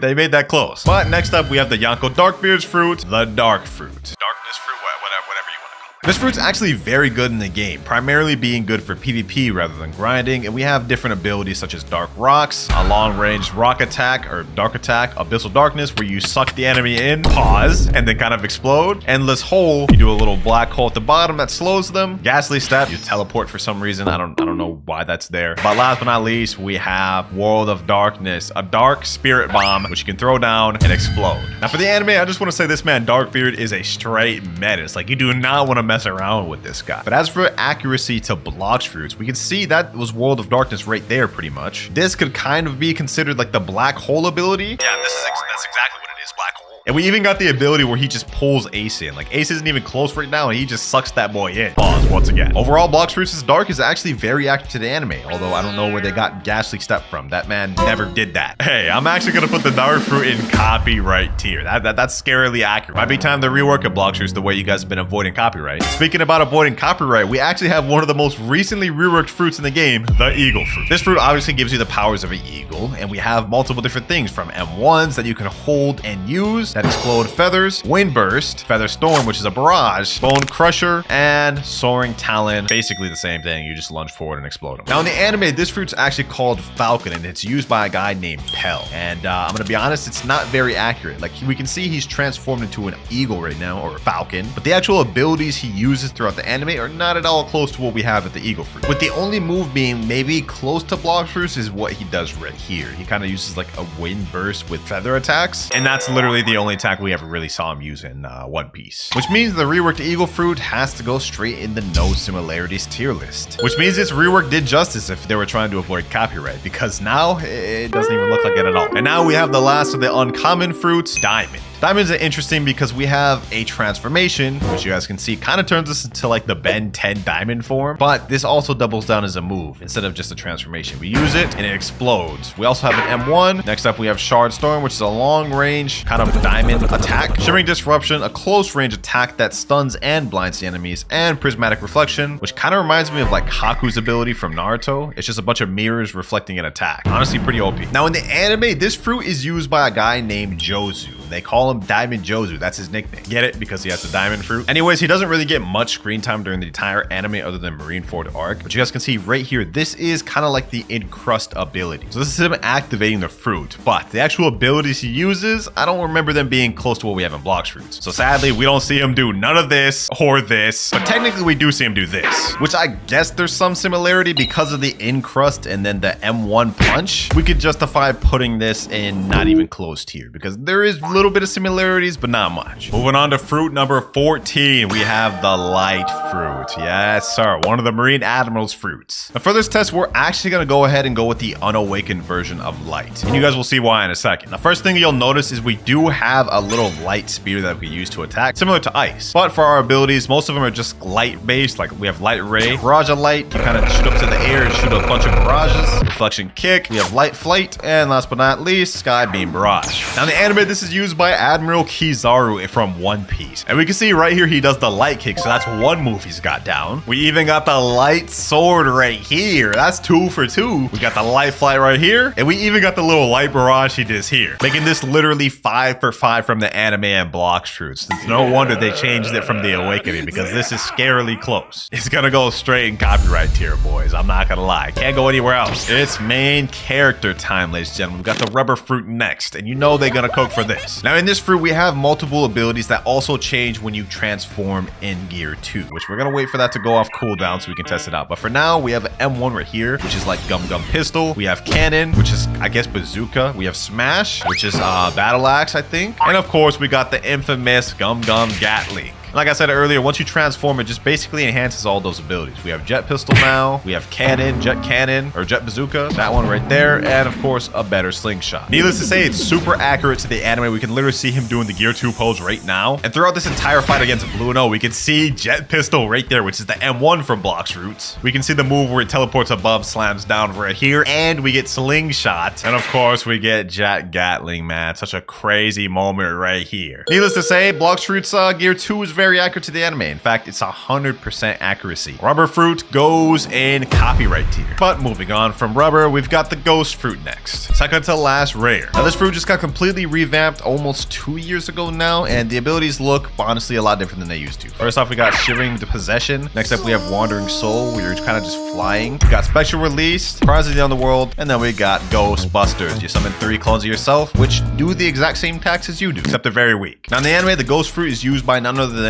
Brook. But I'm not gonna lie, Brook does not use his devil fruit that much. Most of the time he fights with his Soul King. And honestly, when I think about it, there's not really any abilities Brook uses that are similar to the moveset we have with Ghost. So sadly, Ghost fruit has to go in no similarities tier. One more rare left, and that is Magma fruit. We're gonna showcase this one very quickly because you guys are gonna see we won't even need to show most of the moves. First off, we got Magma Shower, literal fist of barrage of magma fists. Great Magma Hound. We have Beast Ride, which you literally start riding one of the magma fists. And Volcanic Storm, a massive magma fist that explodes into a bunch of other mini magma fists. And when you compare it to the anime counterpart, you can really see that in terms of accuracy, it's pretty down packed. Look, this is Akainu, the user of magma. He's super deadly in the anime, and literally this is what he does. He literally just throws out big magma fists or magma based attacks. It is 100% accurate to the anime as it should be. Magma should really be no other way. So for that, it's gonna go straight in copyright tier. And that marks the last fruit of the rares. We only have 2 more tiers left, legendary and mythic. And it's fitting that we just got done with the Kainu because now we're gonna have to move up to Whitebeard. Moving on to the Quake fruit. Quake's got some very simple abilities. Fatal Demolisher, you pull someone in and knock them away. We got Air Crusher, you literally just throw a big wave of Quake, Spatial Shock Wave, and then now we have what Quake is known most for. It's literal specialty and flagship move, Sea Quake. You summon literal waves from the sea by how much you quake the earth. Let's be honest, you guys all know who Whitebeard is, even if you're not a One Piece fan. We can see that this is fairly accurate. He's doing the Sea Quake right here, literally punching the air and then summoning great tidal waves, which gets frozen by Kuzan. But that's beside the point. Every move we see him do in the anime is exactly what we see in Blox Roots. He literally pulls this guy in and slams his face in, just like Fatal Demolisher. And we even got the Air Crusher right now, where he just throws out a wave of just shock and quake. Let's just say Blox Roots understood the assignment when it came to the Quake fruit. That's all I have to say on that one. 2 in a row. Dang, I feel like I'm giving out a lot of copyright tiers, but they did Quake justice, bro. Let's go with a copyright tier. Will this continue though? Next up, we have the Buddha fruit. We all know what the Buddha fruit's known for. This right here, the transformation that turns you into a Buddha. Nobody really even uses all the abilities for this. I mean, we have like ability called Heavenly Impact, Light of Annihilation, which is actually surprisingly long range attack, Retribution Dash, where you kind of grab people, and of course, Twilight of the Gods. Honestly, looks very fire in the game. It's also one of the most used fruits. However, that is not the case for the anime because we literally only see it used once. And all Sengoku does, which is the user of Buddha, is just transform into the Buddha. And then he does like the heavenly impact, maybe. Like he kind of just like punches the ground, which is kind of similar to this. But I'm gonna be honest, literally he didn't do any of these other abilities. Like Light of Annihilation, Twilight of the Gods, Retribution Dash, he didn't do none of those. So Buddha, man, you're gonna go straight into just accuracy. We got the love fruit next. Ooh, the next legendary. This one's actually interesting. This got reworked like 2 years ago, and the abilities are way different than they used to be. First off, we have Heart Shot, a long-range heart bow shot. Cupid Zone, shoot out a nice arrow that has a AoE, irresistible attraction. Anyone that's in the circle gets brought closer to you. Flamingo Ride, you literally just summon a flamingo out of nowhere. Like what is this, Naruto summoning jutsu? And then Besto Friendo. Similar to Ghost, you summon a little NPC that fights for you. Now, Boa Hancock, which is the user of the love fruit, the anime primarily uses long-range attacks that turn people into stone if you're attracted to it, which is not at all similar to how it works in Blox fruits. The only ability I guess you could say is kind of similar is this Pistol Kiss one. It's a long-range, just like kind of like love shot, which I guess is kind of similar to Heart Shot. Not really, because this one kind of explodes. I don't know, bro. I'm trying to see what the similarities are. It's not close. So unfortunately, love fruit is gonna go in not even close to you. Ooh, next up we got the creation fruit. This just got reworked in the game. Used to be the barrier fruit, which is actually really accurate to One Piece, which is why they reworked it. How accurate is it now? First off, we have an M1, which is kind of like barrier wall. You summon a little wall that blocks attacks actually. And then after that, we have batter up, which you literally shoot yourself out of a cannonball. We have sleight of hand, which summons a hand that grabs people. Sword box summons a box of, I don't even know what that is. It's kind of like Kuro Hisugi from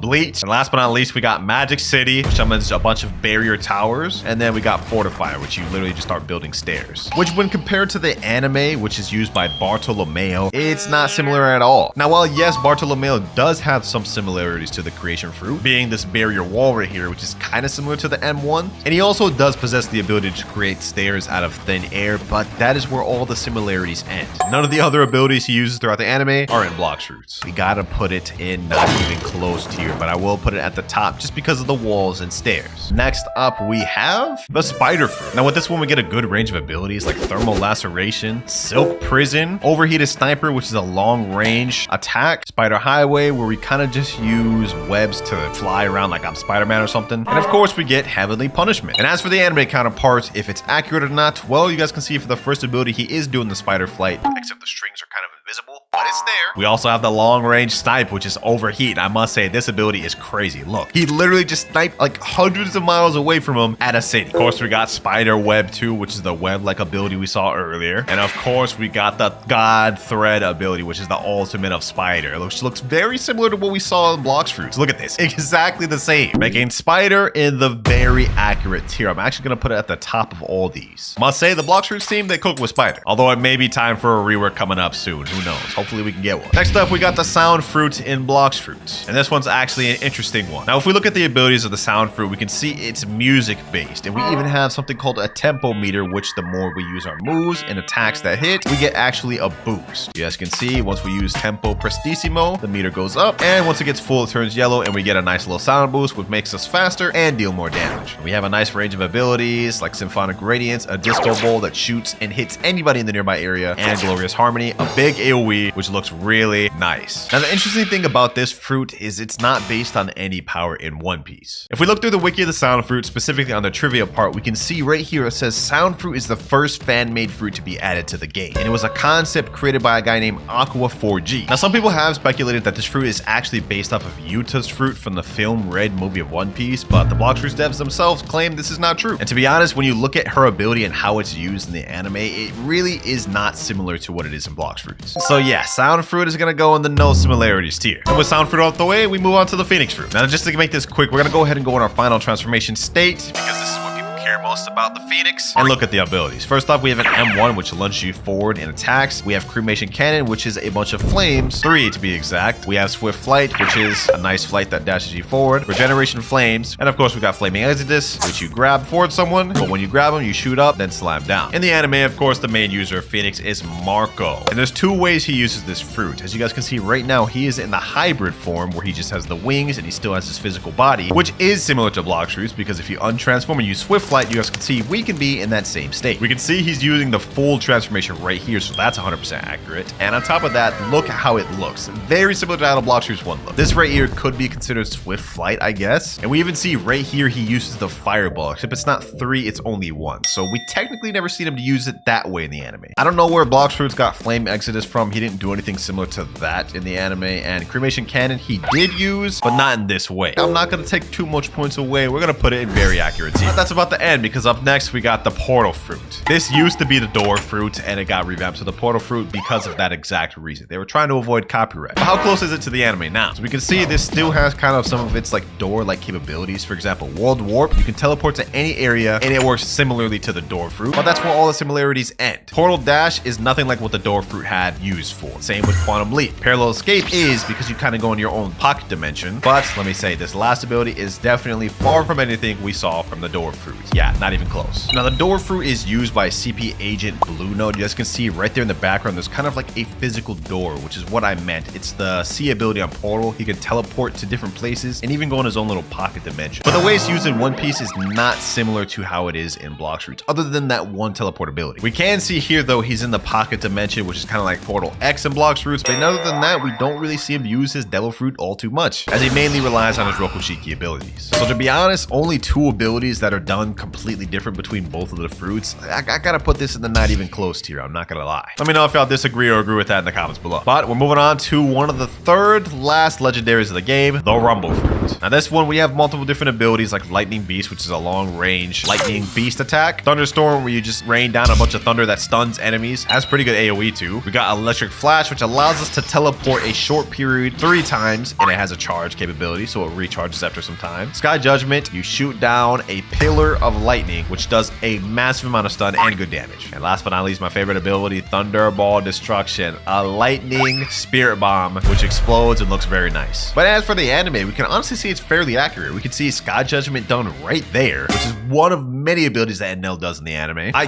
guess we could say this ability here is kind of similar to Lightning Beast, but not really. We don't really see him use Lightning Beast in the anime. Obviously, he does Raigo, which is the Thunderball Destruction here. And we also have him do this cool little transformation. He calls it Amaru. Why did we get that in Blox Fruits? Honestly, now that I'm thinking about it, it's not that accurate. We don't see him do anything similar to Lightning Beast, unless we're kind of that team is Lightning Beast. We don't see him do anything like Thunderstorm, and we definitely don't see him do anything like Electric Flash. So really, the only 2 abilities we see him do is Sky Judgment and Thunderball Destruction. That said, I'm still gonna give the Rumble Fruit accurate tier because they still got the general gist of what Enel did. They just changed it up a little bit. Pain Fruit next. First up, we have Heavy Pain, which summons a paw ability that goes through enemies. We have Paw Barrage. We have Pain Nuke, which just summons a big paw and explodes. Self-Repel, which is a teleport ability, which allows you just teleport forward. And we have Torture, which summons a pink paw that does damage over time to an enemy. Kind of like poison damage. Just look at this, bro. First off, we have the teleport right there. We have the little paw, like the shooting paw right there. We got Paw Barrage, which literally looks 1-to-1 the same. We got Paw Nuke right here. Literally same animation, same looks, and even the way the move functions is exactly the same in the anime. Look at this. He throws it out and it explodes. And yes, even the pink paw. 100% of the moves are accurate to the anime, ladies and gentlemen. Kind of crazy. This is gonna go straight to the top of copyright tier because there's nothing they need to add. They've got it down 100%. And now we get to the last of the legendary fruits, which is the Blizzard Fruit. This fruit is kind of similar to Ice, except it focuses less on trying to freeze people and more on just bombarding people with big effects. Look at this. Snowflake Shuriken, Whiteout, you summon a tornado of Blizzard. Howling Wind, same thing, except it's more in one place instead of moving. We have Tornado Flight, which is the same thing. Yeah, 3 moves that literally look the same. And then we have Blizzard Domain, which is basically the same thing, except just massive. Like, look at that. In the anime, it's not called Blizzard, but it's called Yuki Yuki no Mi, and it's used by Monet. And we can see this is kind of Blizzard Domain. It looks fairly similar, but that's where all the similarities kind of disperse. Because literally every other ability she uses is not like what we see in Blox Fruits at all. Like, look at this. She's grabbing him with the snow. She's doing like claw attacks. She's kind of like a harpy too. She has even like a little snow after image or snow clone, shadow clone. Blizzard is going straight in the not even close tier, which marks the last legendary, ladies and gentlemen. We're almost done. We got 13 more fruits to go, and the rest of them are all mythicals. And it starts with the most recently reworked fruit in the game, gravity. Now, as you guys may guess, they reworked this fruit for one reason and one reason only, to avoid copyrights. However, is it still similar? Let's find out. First off, we have singularity, which kind of uses a black hole to suck at enemies and blast them away. We got orbital chain, which you summon a little turret and it shoots little gravity particles at the enemy. We got shooting star, which summons down a meteor from the sky, and then you kind of ride on it. You can also double down as a meteor attacking ability. You don't have to fly on the meteor. You can just use it as an attack. We got gravitational prison, which summons a black hole that sucks up anything and explodes. And last but not least, we got asteroid crash, which summons literally the most massive meteor ever, just explodes. Is it still similar to the anime though? Well, the user of it is named Fujitora in the anime, and it's pretty much the same thing. He has the ability to move things or manipulate things due to his gravity. And what he's doing right here is destroying an entire city and making the city basically become a big, like, meteor almost, his own makeshift meteor, which I would say is still accurate to Blox fruits, because if you get this gravitational force meter up in full, you guys will see we can do that same ability. I hold it, and now it does the exact same thing which Fujitora did. We summon a planetary devastation, just like he did. We also see this ability right here where he kind of just summons like forces of gravity on the ground, which once again you can also do in Blox fruits. Look at this, the M1, you can do exactly that. And the last thing that's similar is he has the ability to summon a meteor from the sky. So honestly, it's still pretty similar to Blox fruits, except we just don't see him do this, this, or this. And we definitely don't see him ride on a meteor like this. That said, the core is still there, so it's gonna go in the middle of accuracy here. Next mythical, Mammoth. And for this one, we're actually gonna use the anime clip first. Now in One Piece, the user of the Mammoth fruit is Jack, and we can see the transformation right here. Only issue, we never really see him actually use this form for attacking often. So yeah, really the only thing we see him do is just this, which is transformation. So in Blox fruits, all of these other abilities we have, like Ancient Cutter, True Prehistoric Punt, Colossal Crusher, or even Stampede. We don't get to see any of those in One Piece, which if you ask me, makes Mammoth not even close to you. But what about the T-Rex fruit? Now in Blox fruits, the main thing we have for T-Rex is the transformation. And we also do get a different abilities like M1s, Tail Swipe, we got a nice gigantic leap, Predatory Screech, and of course, last but not least, Hunter's Rage. You grab the enemy with your teeth and slam them down. Now, here's where it gets interesting. In One Piece, the T-Rex fruit is technically not in the anime, but the closest thing is what you see here, which is actually an Allosaurus, not a T-Rex, and it's used by X Drake. And as for abilities, the only real move we see him use in the anime is this one right here, which is kind of similar to Hunter's Rage, where you kind of like grab them and slam them down. Other than that, though, literally none of these other abilities were shown in the anime. So T-Rex, just like Mammoth, is gonna go not even close here. Next up, we got the Dough fruit. Now, Dough actually has a ton of different abilities, so we're just gonna zoom through it. First off, we got Missile Jab, which is a nice like fist of dough that explodes, which if we look at the anime, he kind of does exactly that. We also got Scorching Donut and Piercing Clothesline, which you guys can see. Swings them around town, slams them up. Katakuri does both of these things in the anime, literally the Swinging Donut, and we have the Chestnut, or not Chestnut, I forgot what it's even called. Piercing Clothesline, Buzz Cut, that's what it's called. And last but not least, we got Dough Fist Fusillade, ladies and gentlemen, which Katakuri very clearly does right here. I mean, this is basically the same thing. The only thing we don't really see Katakuri use is either forms of Pastry River. Like, we don't really see him use this, I don't think. But overall, Dough, it's gotta go in very accurate here. Next up, Shadow, and we're gonna zoom through this one, and you guys will see why. Now, with the Shadow fruit, we have a bunch of unique abilities, like Umbrage, where you kind of go in the air, and kind of like Smoke Bomber from earlier. Somber Rebellion, you kind of shoot forward and attack the enemy with a barrage. Shade Nest, a long-range ability, which hits the enemy. Nightmare Leech, you kind of suck up the enemy and take their health. Last but not least, we have Corvus Torment. You kind of explode yourself and keeps the enemy stunned in there for very long. Shadow, however, in Blox fruits is not at all how it works in One Piece. Gecko Moria, who is the user of the Shadow fruit in One Piece, his primary ability is to steal shadows away from people and create zombies using their shadows. And he also has a bunch of other different abilities, but none of what we see in Blox fruits is actually portrayed in the anime. So yeah, this is gonna go in the no similarities tier. It's not even close at all. But maybe the Venom fruit will be. Now we're just gonna go ahead and go in the transformation state. This is what the Venom transformation looks like, and we get a bunch of different abilities like Poison Daggers, Noxic Fog, basically the same thing except does more damage, Toxic Fog, which is a massive AoE of smoke, and last but not least, Serpent's Wrath. And now for the anime.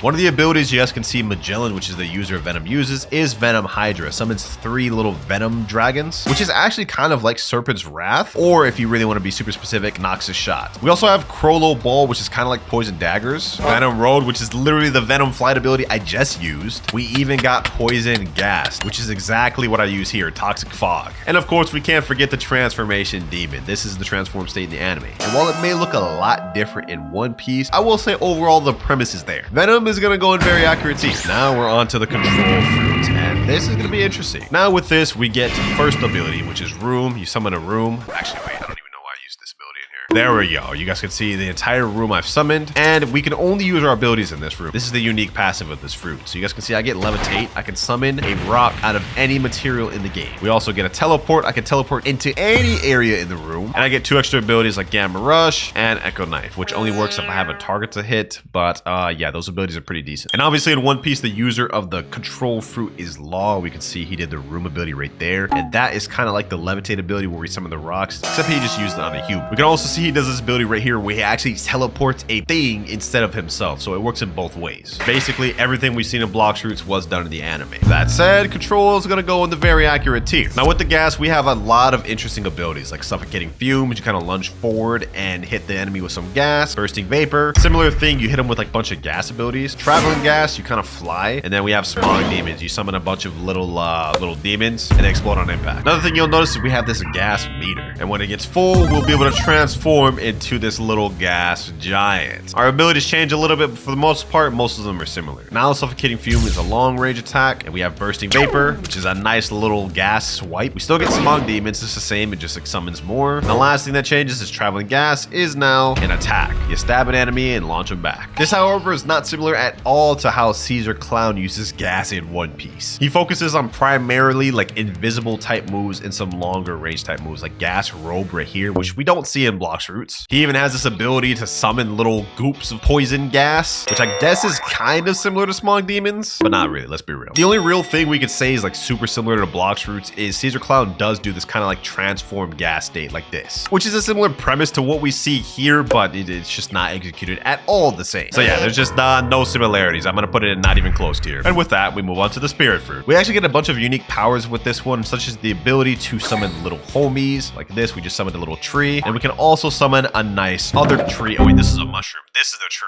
And I think there's a frog one, but it just spawned a mushroom. You guys get the point. Now our actual abilities, you guys can see we have a Fire Devil on this side and an Ice Devil on this side, and some of our abilities correlate with that. Frostfire Grass, we summon the ice ability and come out and freeze. Wrath of Ra, we shoot the fire ability and it does a nice fire attack. Sky Ruler, we ride on one of them and we basically just fly. Wrath of Shu, the ice one once again. End of Times, we combine both of them into a nice beamed attack, which when we compare her abilities to the anime, it's kind of similar. We can see here Big Mom using the ability to summon life and just create homies. Like she turns this umbrella to just a monster. We can also see Big Mom riding on Prometheus Cloud right here, which I mean doesn't look exactly the same, but it's pretty similar. And the last thing we kind of see Big Mom use that's similar to Blox Fruits is where she combines all of her souls right here into one just like combined beam. She calls it Macer Cannon. Overall, Blox Fruits did a pretty good job of making it similar to One Piece. I'm gonna put this in the accurate tier. It's gonna go towards the top too. Now with the Leopard Fruit, we have a bunch of different abilities. One of them being Finger Revolver, a barrage of just like Rokushiki attacks, which we see very clearly being done right here. He uses that against Luffy. Up next, we got Body Flicker, which is kind of like a teleport, and then After Image Assault, kind of like the same thing, I guess, which we can see Ron Lucci doing something kind of like that right here. It's called Soru. Next up, we got Spiraling Kick, which is a nice long range attack, which explodes at the end, which looks exactly like this. It's called Tempest Kick in the anime. Only difference is this one glows blue. And of course, we got the hybrid leopard form in One Piece. This is Rob Lucci's most infamous form that he used to fight off against Luffy, which we see is very accurately done in Blox Fruits. What more is there to say, man? Leopard Fruit has got to go in straight copyright tier. And next up, we get to the Yeti Fruit in Blox Fruits, which is interesting because this fruit literally was completely fan-made. Even earlier with the Sound Fruit, you could argue that this was inspired from Yuta's fruit, and I think it was in some way. But the Yeti Fruit, it's not inspired by nothing. So yeah, this thing right here, completely made by Blox Fruits, so it's got to go in no similarities, of course. Second to last fruit in the game, we have Kitsune, which is another interesting fruit because just like Yeti, this is completely fan-made. All these abilities you see right here, Accursed Enchantment, Tales of Burning Agony, Foxfire Disruption, even Wild Assault, completely fan-made and is not based off of One Piece. All but one thing. Kitsune has a Tails mechanic, as you can see right here. And once you get to full Tails, you're able to transform into this. This is the transform Kitsune form, which a ton of fans of One Piece have speculated is similar to the transformation state of Yamato. This is what it looks like right here, but watch when she's running. Specifically right here, this hybrid form that she uses, or I think this is the full form, there's a little bit of similarity there, but I don't think it's similar enough to say that this was referenced from that. So Kitsune has to go in no similarities tier, which leave one fruit left, the dragon. And for this one, we're actually going to showcase Dragon East. Full transformation ready, let's get into it. Now with Dragon East, once you transform, we have a nice little snake-like looking or eel-like looking dragon, which we can see Kaido does in the anime, and honestly this looks pretty similar to what we see on Blox fruits. And first off, we have this little fire breath ability. We shoot fire from our mouth, which Kaido does right here. We also get this ability called Heat Wave Cannon. It's kind of similar, it's just more of a beam, fire beam. Kaido very clearly does that here. Now this next ability, which is Infernal Pincer, is one of them that you could technically say isn't from the anime, but we'll see in a sec. When Kaido does it in the anime, it's called Tatsumaki Kaifu. He kind of just like starts spinning around, which is what you see here. Honestly, if you ask me, this is accurate. And other than that, the only two abilities Kaido didn't really do is Draconic Soar and this move right here, Scorching Downfall. Which honestly, if you ask me, even though these two abilities weren't in the anime, this is still honestly pretty close. So the last fruit dragon is gonna go in the very accurate tier. And that is all 41 fruits in the game ranked based off the anime. Now I already know there's gonna be a lot of people referencing that a ton of the Blox fruits abilities actually came from that One Piece game. I forget what it was called, like Pirate Warriors, but I mainly just wanted to compare it to the anime. But to start out, we have the worst sword in the game, the katana. Not much to say about this sword other than it's the first one you can obtain in the game. Just like every weapon in this game, it has only two moves, Quiet Rush and Air Slash, both of which are not that good. Here's Quiet Rush, doesn't have any stun to it. And for the last move, we have Air Slash, which as you guys can see, that wasn't much of a slash. I mean, it barely just hit that guy.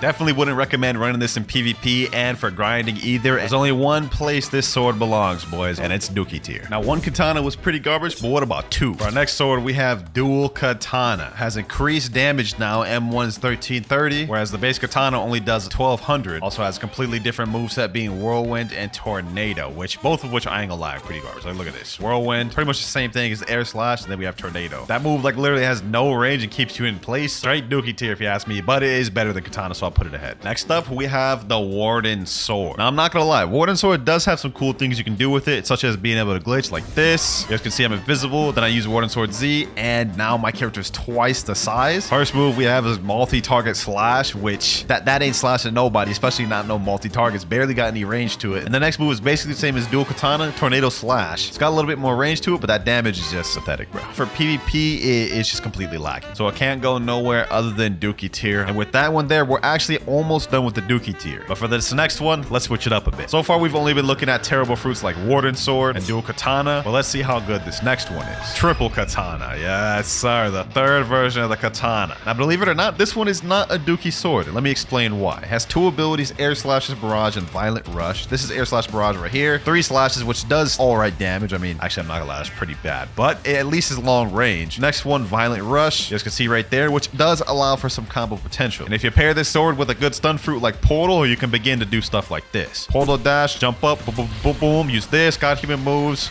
And that is 16,000 damage. I ain't gonna lie, man. Triple Katana is going up in meh, but it's probably gonna be at the bottom of meh. Shark Saw, the first raid boss of the game's boss drop. They actually did this sword so dirty in this game. First of all, executive slashes, especially the Triple Katana slashes, slightly better damage, but it has more startup. Look at that.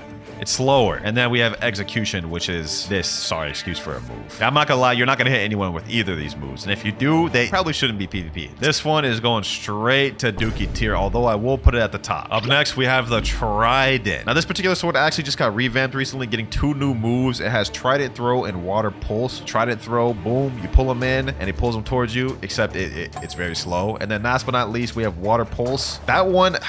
That move really holds the sword back. The startup on that is actually crazy. Like the amount of time it takes you to charge that, someone could have been canned, flash stepped, got away, portaled away, anything really. And to be honest, I don't even think this thing has any combo potential. Like, can I even do God Human C to pull? Let's try that out. God Human C, Trident Throw. Oh my God, that is so slow, bro. They could have been canned in that. You can't even combo that. Yeah, I ain't gonna lie, you're going straight to Dookie. While we're here, let's wrap up the Dookie fruit tier real quick. Next up, we have Iron Mace. I'm gonna put that in Dookie as well. And last but not least, we have Dual dual-headed blade also going in Dookie. Not gonna give those any explanations. It's pretty much similar to the other fruits. They have no versatility and no combo potential or range. Moving on to Meteor. Coming up next, we have the Cocoa Sword. We have a very long range move and we have a short range move. My favorite one being the long range move, Injection Shot. You guys can see a little aimbot right there. Boom, smack him, and actually does good damage, 4,800. The second ability is not really as useful. Also does the same amount of damage, but the range is just scuffed. Now, depending on what build you have, this sword can be very annoying, but it has little versatility and not much combo potential. The cool thing though is if you're using the mythical fruit control, Cocoa pairs well with it. If you use the control area room, now my Injection Shot can go the entire duration of the room. I'm gonna stand right here. I'm gonna hit this NPC.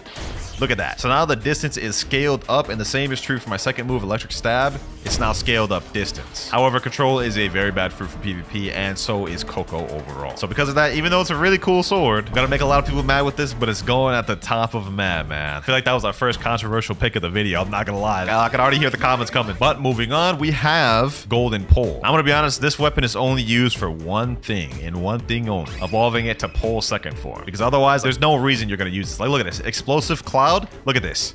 Slow moving. What even knows that? Like, even with the rework, that's just not good. Second ability is pretty decent. Lightning Rain. The damage is good at least, but like everything is just so slow and has so much end lag. It's actually kind of crazy. Do not use this sword. And by the off chance you do want to use it, make sure you're using a stun fruit like Portal or Rumble. That way you can at least do something like this. Portal Jash, jump up, Lightning Rain, boom. You know what I'm saying? God Human moves. Even that did hardly any damage. Yeah, just don't use the sword. For that, it can't go in anywhere other than, man, I might even put this below Triple Katana. This next one is actually gonna pain me. Sadie. This is another one of the revamped swords that actually looks very nice. Let me show y'all what I mean. Swords Dance is actually one of the better looking visual moves. Look at this. Boom. Slam him up, do a little barrage, and then push him away. Then look at this. True Air Slash is also a decent one. Looks like a damn thunder breathing move from Demon Slayer. But the truth of the matter is the combo potential for this one is just very low. It has no versatility. Like, look at this. You can't even combo this with a God Human because that could just be Ken. So sadly, no amount of revamping is gonna make this sword good. It's going in meh. And while we're on the topic of revamped swords still not being good, we've got the pipe. Now, don't get me wrong, the pipe did become 10 times better after it got revamped, but it's still not viable, I would say, in PvP at a high level. We have Pipe Ignition. Basically, you grab the opponent and slam them away. Can be kenned after that. And I'm pretty sure that move can be kenned in general. And then we have Dragon Blast. That damage is not that good. 3,400. Same with this. Doesn't leave much combo potential to be desired. It leaves a lot of chances to be escaped, and it leaves you open. So if you're getting teamed, this is just definitely not a good sword to go with. I'm going to also put Pipe and Met here, but I'm going to put that above Triple Katana just because I think it is better than most of the Met swords. Jite Sword, my least favorite sword in the game. I'm not even going to explain why I'm putting this here, bro. It's going in Met here. I ain't gonna lie. And I ain't finna debate or argue with nobody on that. You know, for this next one, we're gonna use one of my favorite swords, Dark Dagger. I very much enjoy the sword. I mean, look at this little tiny dagger, and then packing people up with this just feels very satisfying. However, the moveset is not as good as you think. Proficient Impale, this move right here, basically slam into him, does 4,300 damage. Not bad, not bad. Shaming Slash, this is the cool one. You throw out the dagger, teleport behind him, which does allow for combo potential. However, sadly, both of these moves can be kenned. This weapon also doesn't have much versatility, like can only really be good in a few builds. However, I ain't gonna lie, doing this, saucing up on people, sheesh, that'll never get old, man. That'll never get old. I think Dark Dagger is deserving of good, and it'll probably be mid to high tier good. Let me know what y'all think about that one. I've used this sword a lot, so I think that's fair to put it, but let's move on. Next up, I'm gonna put Wando and Met. I'm putting it below Pipe. Wando is easily one of the worst swords of the 3 triple katanas. And let me show y'all why. Continuous slashing. That move, you have to stand still and hold that just for some mid damage. Oh, actually, that's actually not that bad damage, but like that is so slow, and I'm pretty sure they could just ken mid slashes. Last move, Dragon Gust. Use that. Yeah. This is just not good. Even post revamp, this doesn't even look that good. Like, what is this? Continuous slashing? Zero combo potential. While we're at it, let's go ahead and wrap up the Met tier by putting the last one in there, which is Longsword. This is gonna go in the middle. Now, this one was a bit tough. I don't really use Longsword like that. I would have put it a bit higher, but just based off of my knowledge on the sword, I don't think it has much combo potential. We have Annihilate, which pushes them back, so you're knocking your opponent back, which I think doesn't really tie together with Glorious Smash. They have enough time to get away with that. None of these moves really just combo. Like, the moves kind of push people away. Let's see Glorious Smash one more time. Okay, that stuns him there. Actually, that doesn't even stun him there. He got knocked up. He got ragdolled up, which means they could Ken after that. And then, like, if their portal, go away, parallel escape, quantum leap, escape, even just teleport to another island. Yeah, I don't think longsword's that good. But now we have 2 tiers completed. Meh and Dookie. All we have left is good, great, and godly. And you know what? For this next one, we're gonna do a godly one. Now this may confuse some of y'all, but this sword, trust me, it's very godly. Buddy sword. Firstly, both of these moves are long range. Heat slash and lightning wave. Let me use heat slash. Stuns him there, knocks him back, and has burn damage. Look at that. 5,935 damage. I'm pretty sure that's one of the higher damage swords in the game. And then we have one of the most sauciest and clean moves to pull off in PvP, lightning wave. Takes very good aim to use it, but it also deals good damage, 4,900. Now, I'm not gonna lie, this sword does take a little bit of skill to use. If a brand new player comes up and picks buddy sword up, they're probably gonna be bad with it. To really utilize the sword, you need to have good aim and good predictions and reaction times in PvP, which is honestly why I put this at godly tier, because this is a sword where the better the player is, the more broken this sword is gonna seem. Like, imagine you're in PvP and you're constantly just getting sniped by one of these, or you get hit by one of these combos like this. Portal dash, look down, boom, boom, you know what I'm saying? That is straight one-shot combo even on 30 million bounty players. So yeah, I think that's perfectly justified. Buddy sword is going godly tier, bro. Next up, we have the red hair Shanks blade Saber. Now this sword holds the title of highest damage sword in the game, and by that you might think it's godly, but I'm gonna be honest, it's not godly. We have 2 different moves, deadly rush and triple slash. Deadly rush right here, you guys can see, slam into him, and it does really good damage. Look at that, 8,266. Next move, triple slash. As the name implies, it's triple slash. Now the secret with this sword is depending on how far you are from your enemy, the Z move deadly rush can deal more damage. For example, if I'm really close, it's only gonna deal 4,000. However, if you're at the right distance, which is right about here, you guys can see now it does over 8,000. The issue with this is in a real fight, this is very inconsistent. So if you're not hitting that, you're only gonna be hitting like 3,000 damage. Also keep in mind, I do have a burn in chat on here. So the sword is good, but it's not godly. It's going straight into good tier. Next up, we have the beautiful knight sword, Cavendish. This sword, I really like this sword, man, to be honest, but there is a reason why I don't use it that much, and it's just not very versatile. You have to run a specific type of build to really utilize this sword, and that's something with like stuns. 2 moves we have is scattering gust. You guys can see right there, basically you just launch some beams, and then you have piercing dash. You just lunge and do a dash like that. I wouldn't recommend using this sword unless you have a build that has like kabucha or a stun fruit. For example, you could do something like this: kabucha, gusting wind, boom, then you got hammer moves, and that's a good combo. But if you don't have a good stun fruit or like a build like this, I definitely wouldn't really recommend using Convander. Damage is also not the best on this sword. Look at this, scattering gust only does 4,938, and then piercing dash even less. So yeah, this is definitely a medium damage sword. It's gotta go good tier, man. I'm gonna put that under Saber. You know what? For the next sword, we're gonna do our first mythical of the video, Hollow Scythe. Now, despite the fact that this is a mythical sword, it's pretty mid. The 2 moves we have are Death Cyclone and Soul Execution, and I'm gonna be honest, this sword is really only good for one purpose, and you may know what it is. I recently did a video where I bounty hunted with the admin killer combo, and to be honest, that is really the only real reason I would see using this sword. Let me explain why. Let me head over to Skull Island. We have Death Cyclone, which is a sweeping, basically vortex that pushes your enemy away. Now, while the damage is good on that, look at that, 6,000 damage. It knocks them back so far, and they can through it. So it's pretty much useless for combo extending. And last but not least, we have Soul Execution, which is just kind of hard to land. Hopefully one day it'll get reworked. I think it really deserves it. I don't know why it didn't get reworked in that last update, but all things considered, I don't see it being better than good tier, man. Let me know what y'all think about that one. I feel like that might have been a bit controversial, but hey, I'm a 30 million. I PvP a lot, and I don't see this weapon ever. By Cento. Now, I'm not gonna lie, this weapon might surprise you. Some of you may even be surprised that it made it this far. It's not in Dookie, and it's not in Meh, so where will it go? Now, yes, this is a first C weapon, meaning you can get this literally in the first C at like level 200, but trust me, this damage is insane. Look at this. Windbreaker, boom, 5,293. Quake Sphere, boom, 4,900 damage. Now, the both of those by itself isn't the most insane damage, but together, this will literally one-shot like a 2.5 million bounty player. Let me show y'all, boys. Quake Sphere, boom, boom. Look at that, 14,000 damage in seconds, and that's just 3 moves. And if y'all ain't convinced by that, here's a clip of one of my friends, Fufu, using it, I believe, on a 4 million bounty player, decimating him in seconds. Look at this.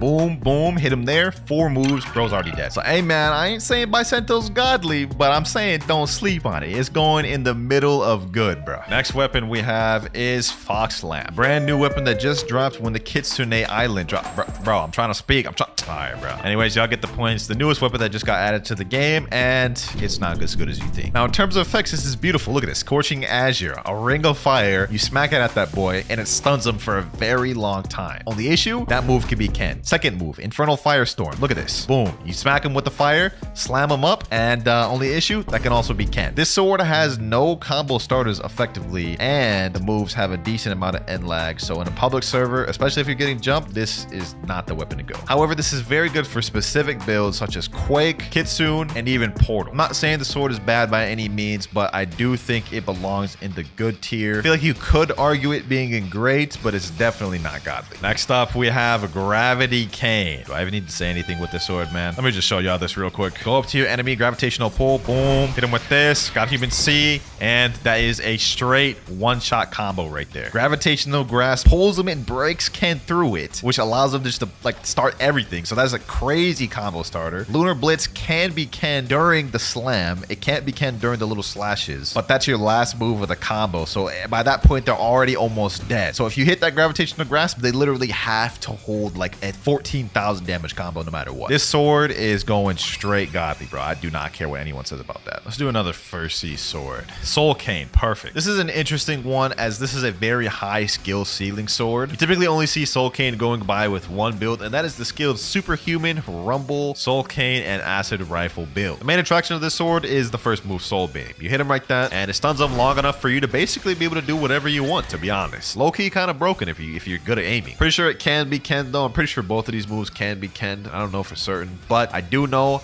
good players who utilize this, being able to do whatever they want with it, is cracked. The way they be using it is crazy. So similar to Buddy Sword, this is a sword where like the better the player, the more annoying this sword gets. So I gotta give it credit where credit due. This is gonna be the first one of the video. We're gonna put this in great tier. I think that's a perfect place to put Soul Cane. And with that one out the way, we only have 14 more swords to go. You know what? I'm just gonna get this trolley one out the way. We have True Triple Yor right here. I'm putting that straight at the top of godly, bro. Do I even need to explain? It's literally an admin spec sword, which only like 5 people have. The range on it is absolutely dummy. So that's just that. True Triple Yor is best sword in the game. Next sword, Tushita and Yama. Now these are actually gonna get 2 different placements. We're gonna start with Tushita, the first half of the Cursed Dual Katana pair. Now this sword actually has a pretty decent moveset. The first one being Heavily Lunges, which is a barrage, and actually has decent damage, 6,114. Next move is Celestial Ravager. I don't really know what that one is. The damage is not even close to the first one. Overall though, this sword doesn't really have much versatility. Like this doesn't really pair well with much things. I really only see this with a few builds. Definitely the worst counterpart out of the 2. Although I will say Heavenly Lunges is clean. Look at that, bro. Look at that. Maybe one day I'll actually try using this for PvP. I've never actually like PvP'd with it, but my 30 million bounty friend Nutty told me I should put it in good. And I think I'll put that right above Bicento. Now Yama is an entirely different story. While the damage on Yama may be lower, look at this. Hellish Slash, boom, only 4,606, and Infernal Hurricane only being 5,112. The combo potential with this is 10 times better. With Yama, it holds together so many builds, allowing them to do one-shots. For example, the Spirit Yama one-shot build, or the Yama Dole Infinite Loop combo. This sword pretty much pairs together with a lot of the fruit main fruit. Not to mention it does have pretty good mobility with Hellish Slash. Look at this.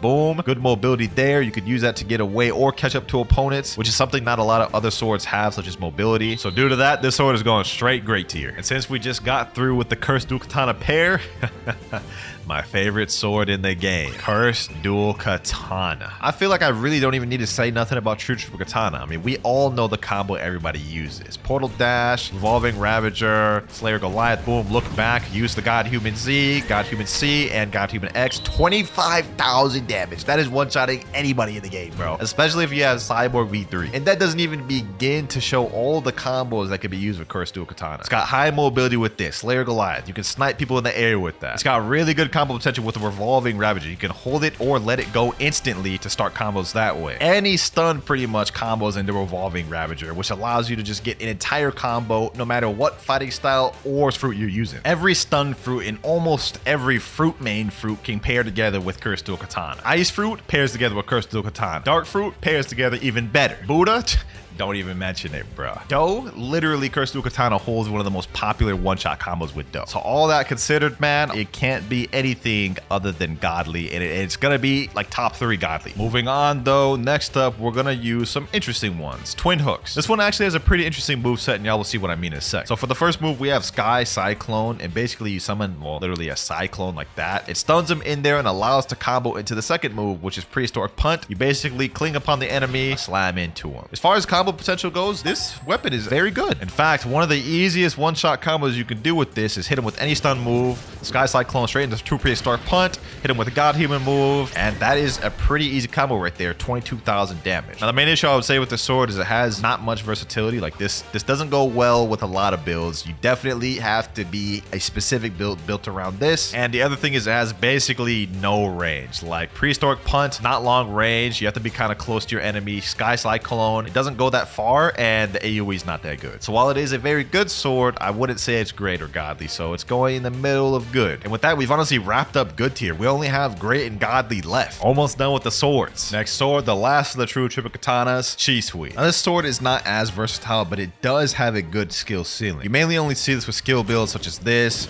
you know what I'm saying, Rumble with Kabucha, boom, boom. Those are 2 abilities there, by the way. Not very flashy, but very good combo potential. The only issue with the sword is I believe both of these moves are Ken trickable. Got my ult right here. Let me show y'all. So I'm going to put my Ken on him. Focus shot. See, it didn't break Ken. He just dodged it. True Quiet Rush. See, it didn't break Ken. He just dodged it. So both moves are Kenable. That's why this sword relies on stuns such as like Thunderstorm or Intense Wind. And then you can get your one shots like that. However, if you don't have those available, you're pretty much going to have to whittle down your opponent's Ken to do anything good. Although I still do think the sword is great, especially for training and skilled players. So it is gonna go in great tier, although towards the bottom. Next sword, we have Pole Second Form. I mentioned this earlier. The only reason you should ever even get Pole First Form is to evolve it into this. I personally do not use this sword. I never really found it too cool or fun. However, depending on how you use it, could be brain dead. First move, Hand of God. You guys can see it's a long or decent medium range stun, which does decent damage. Next one, Electric Prison, another stun. So both moves are essentially stuns, and I don't think I have to explain to you what that means. This thing is basically a birther of combo one-shots. Although due to lack of range, mobility, and N-Log, this thing cannot be godly. It's gonna go at the bottom of great. Ah yes, the Ren Goku Blade next. One of the swords that actually became really good after its revamp. The first move, Demon Slayer, is a barrage. You slam them, pack them up, and has burn damage. So decent damage, 5,500. Second one, Burning Slash, basically a long range move with fire damage, also deals burn damage. Second move is not that good. Main attraction, first move. Pretty much same old with most swords. You get a stun,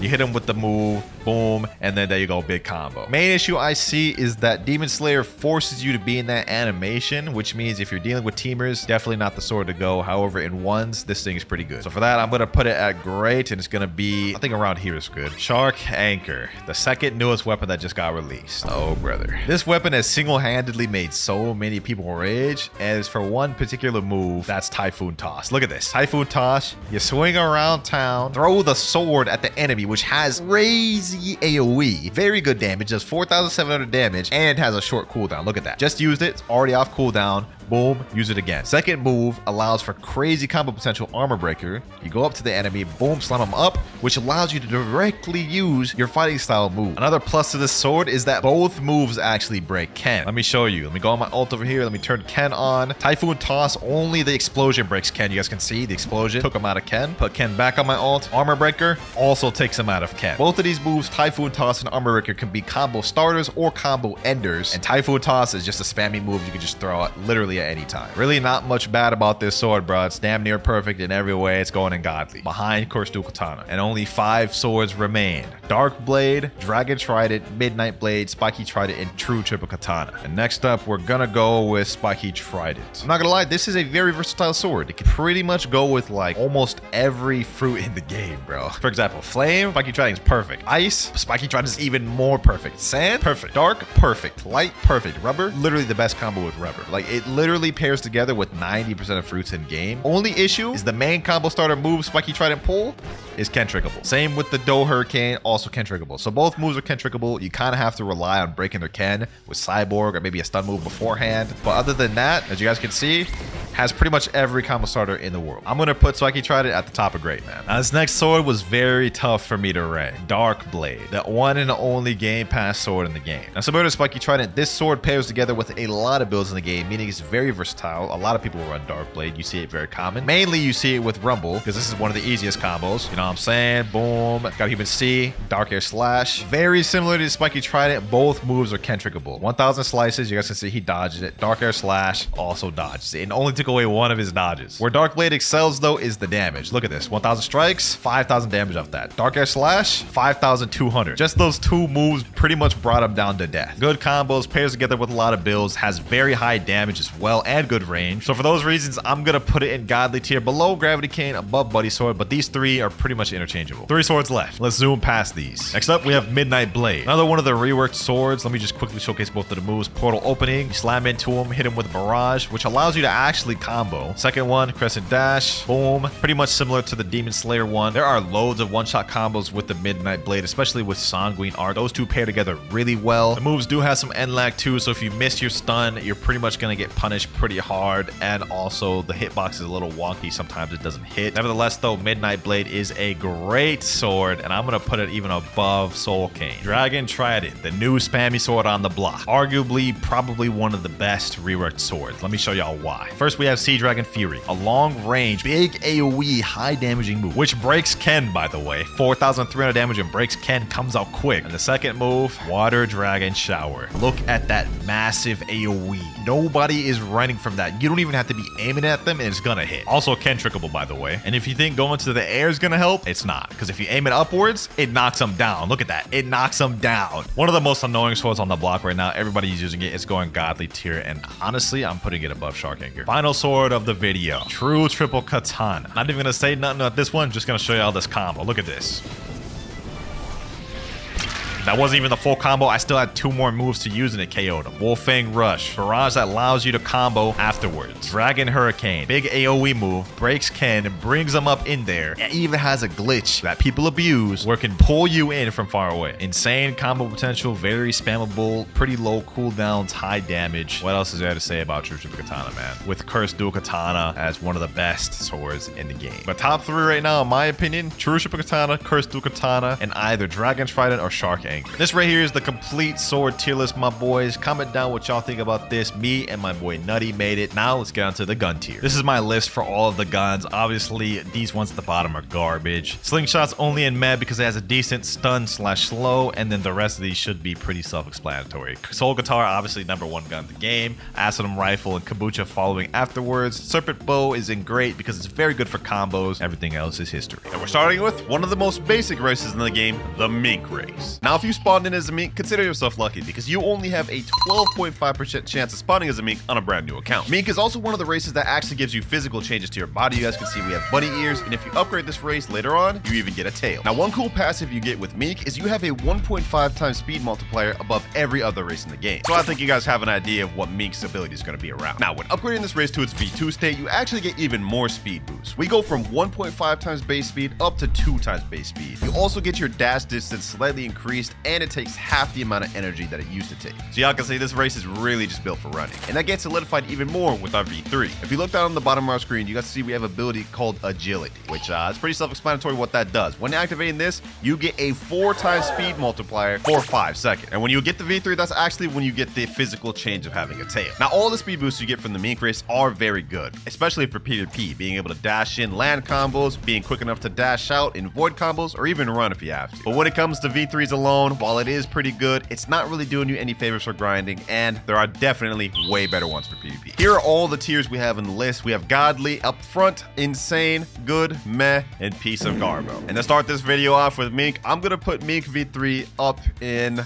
the good tier. Mink mains, don't come at me. But up next, we have one of the most boring races in the game, the human race. This one you have a 62.5% chance of spawning with on a brand new account. So yeah, it's the easiest race to obtain in the game. It also has no physical changes no matter what you have, V3 or V4, no physical changes whatsoever. And on top of that, you get no passive boosts or buffs in V1 base. But the question is human V2 and V3 good? Now for human V2, you actually get a few good things. First one being doubled flash step distance. Here's the maximum flash step distance of a normal normal race. And if you go with human, you can see it's double the length, a lot further. Flash step cooldown is also decreased to 10 seconds instead of 15 seconds. So you guys can see we get it a lot quicker than other races. And on top of that, human V2s actually get an extra boost by having more can dodges than any other race. You can see down here, we have 9 out of 9 can dodges. Every other race in the game has 8 by default. This, in my opinion, makes human V2 one of the best V2s to obtain in the game. But is that true for V3? Looking down below, you guys can see we have an ability called Last Resort. And this is what it looks like when you activate it. Now, what this does is basically makes you deal more damage the lower health you are. To give you guys a quick example, this is how much damage I do by an M1 in base, 2,611. Now, if I let myself get really low by this NPC here, now we are well under half health, so let me activate V3 again, and my M1s do 3,198, a significant boost in damage. And that wasn't even the maximum you can go. For V3, you get a maximum of 52.25% damage boost, but you have to be less than 20% health to even get that high. Which, if you ask me, is kind of mid. I don't want to have to be damn near dead to be able to do more damage. So for that reason, I'm sorry, man, but human V3 has got to go in piece of garbo tier, man. It's just not that good. But while human V3 may have been trash, I promise you this next race isn't. Now, this next race is actually one of the 3 races you can obtain by doing a quest line. And if you go to a haunted ship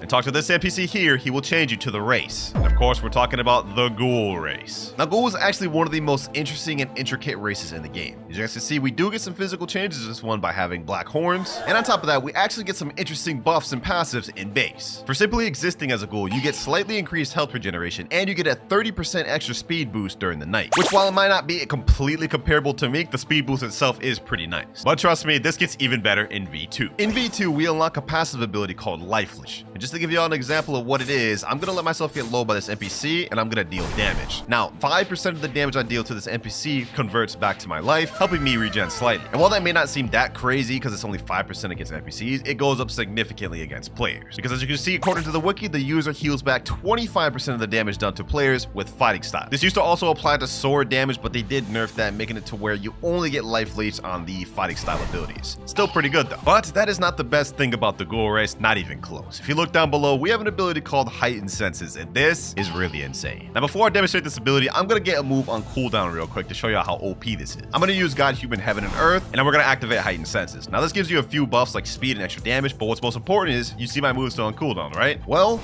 we're able to still use it. That's exactly what Heightened Senses does. It lets the player use moves when at 40% cooldown, and this includes M1s or any cooldown in the game, making this honestly one of the best V3s in the entire game for PvP. Just imagine this scenario, boys. You're in the middle of a PvP match, you have no cooldowns, right? You wouldn't be able to fight back normally, but with Ghoul V3, now you can use abilities when they still have 40% cooldown left, basically making you have double the amount of moves coming out as your opponent. And this also applies for grinding. I mean, more moves coming out equals more damage. How's that a bad thing for grinding? All of these factors considered, in my opinion, makes this race go straight up in godly tier, man. Top 3 V3 in my opinion. And if you disagree with that, let's debate about it in the comments below. Now, moving up next, we have the Shark race, which is one of the spawnable races that you have a 12.5% chance of spawning with. So once again, if you spawn in with this on a new account, consider yourself lucky. Now, one thing about the Shark race is when you spawn in by default, you actually get a passive that makes it to where you take less damage in water as a fruit user. And you also get increased swim speed, so you about to be Michael Phelps in it out over here. Now, the V2 for this race improves that even further, because now we have full immunity to water damage as dealt for user, and your base speed and swim speed is also increased. And just to demonstrate, I clearly have the portal equipped right now, but when I go in water, I take 0 damage. I mean, we're not even taking an inch of health, which makes this for sea exploration and farming actually the best race to use as a dealt for user, which is just the tip of the iceberg for how broken this race can be. I mean, those are all cool passives, but when it comes to our V3 ability, Water Body, this is the reason why you'd want this race. Just to give you a clear-cut example how good this could be, we're heading to 3rd seed. These are some of the highest level NPCs in the game, and you guys can see they deal a lot of damage to me. But when I activate Shark V3, the damage is significantly reduced, by 70% to be exact. So I think you can see the trend with Shark race. It's all about defense. Defense in the water and defense with the Water Body ability, which honestly makes this race really sought after for PvP. I mean, if you're just straight up getting one-shot comboed, all you have to do is just activate V3 to make them deal way less damage. And aside from PvP, this is also really good for farming. I mean, imagine any applicable situation you're about to die. Just pop V3 and you're living longer. Unfortunately, this did get nerfed. It used to be 80% defense boost, and now it is 70. And on top of that, it used to last for 6.5 seconds, and now it only lasts 4.5 seconds. At best, the Shark V3 ability most of the times just delays the inevitable. Most players know how to get around it, and I say other V3s are more worth having. That said, though, it's still easily going in insane tier. 3 V3 races left. And for this next race, this is actually the second of the 3 races in the game that you have to complete a quest line to obtain. If we teleport over a place called Lab and go under here and talk to this thing, you will see we can switch over to the Cyborg race, which costs 2,500 fragments. And yes, even after completing this, you have to pay that every time you want to go back to the race, which is insane. But if we accept, we can see this is what the Cyborg race looks like. And before we even get into all the abilities of Cyborg, let's just go through the obtainment process of this. This is the second hardest race to obtain in the game. And to get it, you have to complete a quest line called the Cyborg puzzle. Now, the first step of the Cyborg puzzle is you got to get yourself a Fist of Darkness, which has a 1% chance of dropping for a sea beast, or you've got to wait 4 hours and get it from a random chest. After getting the Fist of Darkness, you have to sacrifice it in the Law raid and then fight Law to get a core brain, which only has a 5% chance of dropping. And then you've got to go to that lab thing I talked to and pay 2,500 fragments. Me personally, it took me days to obtain this race, which is insane. So imagine a mobile player trying to obtain this. It can get tough, but it is worth it. Now, for the base V1 passives of this race, there's nothing. Yeah, you literally get no base passives or boosts or anything in V1. But for V2, that's when things start getting interesting. In V2 state, Cyborg gets a 10% defense against melee, sword, and gun attacks, making you slightly more tanky, and 15% of the damage you deal converts to energy, making this race really good for hybrid races. I mean, every bit of damage you deal actually converts towards your energy, allowing you to fight a little longer, which that V2 is all right. I mean, it's not really like the craziest thing, but trust me, the V3 is where it gets kind of nutty. Energy Core is the name of our V3, and I'm just going to demonstrate what this thing does. When you use it, you put out electrical energy, which deals a total of over 4,900 damage. This ability both breaks, can, and interrupts combos, and you could use this thing while you're being attacked or if you're attacking yourself, making this ability both the ultimate defense and offense in literally every applicable situation. I mean, let me break it down to you like this. You could pair Cyborg with some of the worst fruits or swords in the game, and I'm sure you could find a way to create a one-shot combo with it, just because of this skill alone. And I mean, just look at this. This looks kind of fire, bro. Like, you can't tell me this don't look saucy. For all of the reasons alone, man, Cyborg, in my opinion, goes all the way at godly, even above Ghoul.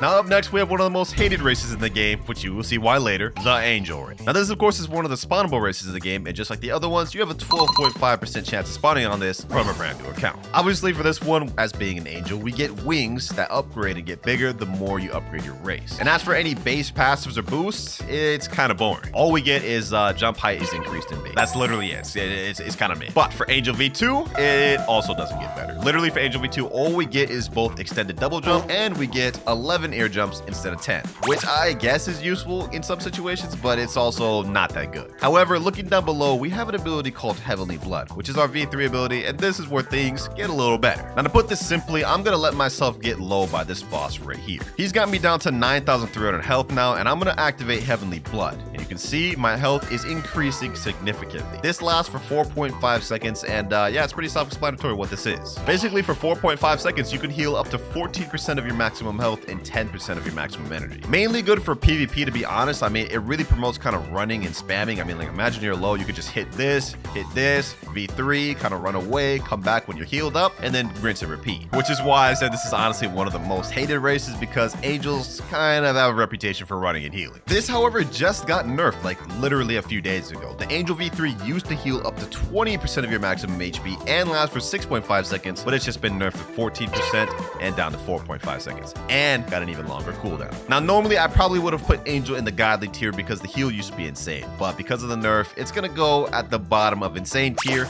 just barely behind Shark, which I know some of you may disagree with, but I think that nerf is pretty significant. And now there's only one more final race to do in V3. Once you're in 3rd Sea, if you teleport over to Hydra Town, go up to the Dragon Dojo and talk to this NPC, the Dragon Wizard. He will convert you to the Draco race. But let me just tell you right now, the Draco race obtainment is the hardest race to obtain in the game. I'm talking, this would literally take you like 2-3 days minimum to obtain this race, and it has like the longest quest line known to man. I mean, just to give y'all a basic rundown, this is the obtainment process on the wiki, and just look at this. It's like a whole bible of just steps you have to do to obtain this race and evolve it. But luckily, it is very much worth it, because this race may just be one of the best. Now, first off, just existing as a Draco in a race, you get a 5% damage reduction boost and 5% HP increase above all other races, which is honestly pretty good. 5% doesn't sound like a lot, but it goes a long way in PvP, trust me. Like, I literally have 14,000 health with just one of the most basic accessories, Pilot Helmet. And if you were to pair this up with something like Leviathan Shield, 14,800 on top of the defense boost. It's actually kind of insane. But let's get into the V2. Now, for the V2, you get a speed boost. You also get a dash boost. Your dash goes further distance, and you get 2 more things. First one being, if you jump a few times and hold space, we get a flight. This only goes straight up. However, you can't really glide down like Angel V4. So this is kind of like Angel V4 Flight from Wish, but it's honestly pretty good. I mean, like, this is the most unique V2 we have in the game. And as for that last thing we get in V2, our flash steps are now changed and deal damage. Look at that. Over 3,120 damage just from our flash step. So we basically get an extra move. And that isn't even the best part about this race. Down below, we have Primordial Rain. And this V3 gets kind of crazy. Now, this V3 is a bit complicated, but let's try to simplify it. So whenever you press it, you summon a large AoE, which buffs you and debuffs enemies. For me, it gives me a 15% damage and speed boost. Towards enemies, it gives them a minus 15% speed debuff. So they get slower while you deal more damage. And it lasts for 10 seconds and even buffs ally. But that isn't even the best part about this move, ladies and gentlemen. No, it's not. Just like Cyborg V3, Primordial Rain also interrupts combos. So say I'm being hit by an NPC, right? Being M1'd or whatever, I can stop it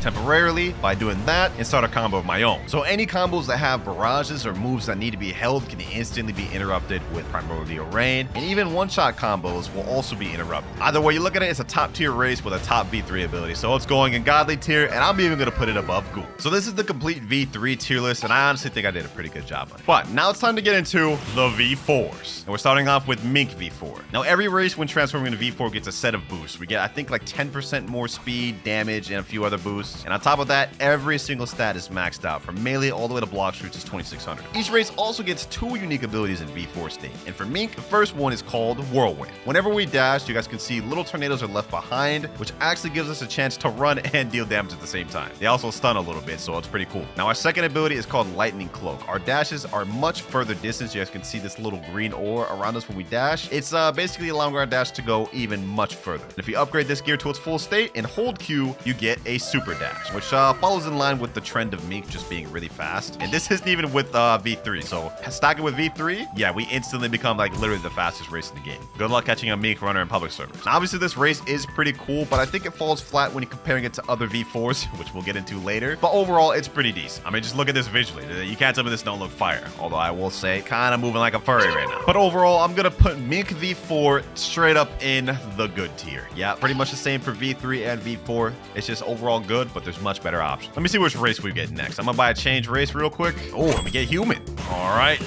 Now, with Human V4, we get 2 simple abilities. But before we get to that, let me just say, this is the most saucy and cool V4 of all time. I mean, like, just look at this pose, bro. That man's saucy. Now, if you guys look down below, you guys can see we have 2 things. 3 bars and a number. And we're gonna get into the bars first. These are flash steps. You get 3 of them, and they replenish over time. Another thing to note is that on the first flash step, you become invisible, and your moves have hyper armor, so they can't be interrupted. Now, this used to be all 3 dashes would be invisible, but now it only is the first one that becomes invisible. You guys can see all other 2 no longer do that, so it got nerfed recently. Now, the other ability you get with Human V4 is this meter right here. You guys can see the more damage I deal, the numbers is going up, and this also applies for if I'm taking damage. And it's pretty self-explanatory. The higher the number, the more damage we deal. You guys can see right now we're at 70, and per M1, we're dealing 3,846. And if we compare that to my base damage, you guys can see I only deal 2,611. So the boost is actually pretty crazy, and that wasn't even with V3. The rage meter goes up to a total number of 100, but if you have that gear upgraded, it goes up to 150. This also got nerfed, unfortunately, though. Just this recent update, limit break rage damage scaling was decreased by 25%, which is a massive nerf. So despite how cool Human V4 is, I mean, it's actually one of my favorite looking V4s. I ain't gonna lie, you ain't gonna catch me using it. So for that, it's going straight into mad tier. Blox fruits, you done killed my boy. Hey, I have a feeling people are gonna complain about that human ranking, but hey, I got a massive nerf, what can I say? Now let's see which race the game chooses for me next. Ooh, the shark race. This is gonna be an interesting one. Now the shark race is actually 2 pretty cool abilities. Now, as you can see, there's this shark right now floating around me, and this is a shield. There's also a blue shield appearing on my health right now. This reduces the damage you take significantly. You guys can see if I go over my ult to hit me, you guys can see I'm taking virtually no damage. And this can be stacked with V3 as well, making you for a short period of time take near 100% reduced damage. This ability is called Leviathan's Arm. And as you guys see, the more damage I deal to my opponent, the more the shield regenerates. This ability alone honestly makes this one of the most annoying things to deal with in public servers because, I mean, like, you're gonna be dealing damage, and if he has V3, your entire combo just gets negated. In my opinion, the most annoying part to deal with is the second ability, Whirlwind. Whatever damage I deal to an opponent, it slows him. You guys can see there's this little water effect at the bottom of him. The more I hit him, the stronger the slow gets. Now there's an entire whirlpool on him, and if we go over to my ult account, you guys can see I'm moving significantly slower. This lasts for a while, and you can keep hitting him constantly to make the slow last pretty much as long as you want it to. Fighting against good Shark V4 users is really annoying, but that said, there is better V4s in the game. But due to how the abilities are, in my opinion, it's gotta go insane. 4 more races left, but for this one, I'm spinning the wheel to see which one we rate next. And we get... ooh, the Draco race, the newest race in the game. Now, as for the Draco race, it has some pretty unique abilities to it. First of all, upon activation, there's this massive circle, and I don't even have this thing fully upgraded, so it gets even bigger. Pause. But for our first ability, we have Thorn Mail. Now, put simply, what Thorn Mail does is it reflects 45% of the damage your opponent does to you back to them. I'm dealing damage just by being hit right now by this NPC. And if you upgrade this gear fully, it reflects up to 64% damage back to your opponent, which already alone makes this one of the most insane races in the game. And that's not even it. For our second ability, we have Calmetic Field. Basically, whenever you deal damage to an enemy, it summons orbs around them. And if you hit them 3 times, it explodes. And basically, this applies to anyone in the area of your circle. So let's say I gathered all these NPCs here. I'm fighting all of them. Boom. Look at that. 23,885 damage spread across everyone in the circle. So not only are you reflecting damage your opponent deals to you back to them, every bit of damage you do in your combos gets rewarded even more damage because of the orbs. And this also is really good at repelling teamers because whoever's in your AoE is also going to take damage from the orb. So it forces them to have to spread out. And if that wasn't enough to convince you how cool this race is, I mean, just look at this, bro. Look at this pose, bro. This is straight just ore right here. Literally. Not much to say else about this one, man. Draco V4, straight godly tier. I ain't debating with anyone on that. Now, for the next race, okay, Cyborg. Okay, that's fire. Now, for the Cyborg race, first of all, just look how saucy this pose is. Like, look at this. We have purple auras. We get that nice little glowing wings in the back. Sheesh. Can't tell me it don't cook. Now, the Cyborg race is actually not that complicated. We have 2 abilities, and the first one is called Energy Core. And to demonstrate this, I'm going to teleport to Chocolate Land. Now, basically, put simply, what Energy Core does is it deals orb damage to players nearby, which is actually kind of similar to Draco V4, except kind of better. To put simply, you damage one, you damage them all in the nearby area, which automatically makes this the best thing for grinding and for jump combos in PvP. Just like the Draco race, this forces them to have to spread out because if you attack one, you're literally attacking them all. Oh, I just died? Okay. Well, I guess I'm trolling. All right, we're back at V4. Now, another thing this actually gives if you upgrade it to full max is what you saw right there, super jumps, which makes this, honestly, in terms of speed, low-key competing with Mink V4. It's gonna be honestly really hard to catch anyone that's in Cyborg V4. And there's actually a glitch you can do to make the move even stronger. So you pair Cyborg V4 with Skull Guitar, do a Soul Guitar M1 as soon as you jump, and look at the distance I just got flung. Yeah, good luck catching a Cyborg user in public servers. Now, the last ability this actually has is called Aftershock, and basically it applies damage. You guys can see that little thing lingering there, which basically does damage over time and deactivates Ken. So we have 2 Ken breakers, V3 and Aftershock. Not really much else to say about this race, man. I mean, it's pretty self-explanatory. Being able to hit multiple enemies within a small radius is just busted. I don't really know what to tell you if you don't agree. Like, look at this. One ability, literally damaging everything. Killed everybody in this area with one ability. It's gonna be the best in grinding. It's gonna be the best in public servers against jumpers. You name it, it's good for any applicable scenario. Cyborg, also going straight godly tier. Ghoul and Angel left, 50-50 chance. Let's see which race we rate next. And it's Ghoul. Ghoul's an interesting one and a bit complex. Now, Ghoul V4 is currently my main race in the game, and it actually does quite a bit. Now, the first ability is called Life Leech, and yes, it sounds familiar, except it's way stronger than what it is in V2. So you guys can see I'm actually kind of low right now, but 10% of the damage I deal to NPCs are now healing me. You guys can see every hit, we hear that little sound effect there, that little doom. 10% of the damage you deal on NPCs will heal your health, but on players it's 40%. So just to give you guys an example, I got really low for my ult right here, but I'm about to do one attack on him, and look at that, I'm already back up to 5,000 health. Another attack, 7,000. That's 2,000 health from one attack. And if you max out the Blood Siphon gear completely according to Wiki, it heals up to 60% on attack. One strategy Ghoul V4 users do whenever they get low is they go up to a big body NPCs to just damage them all,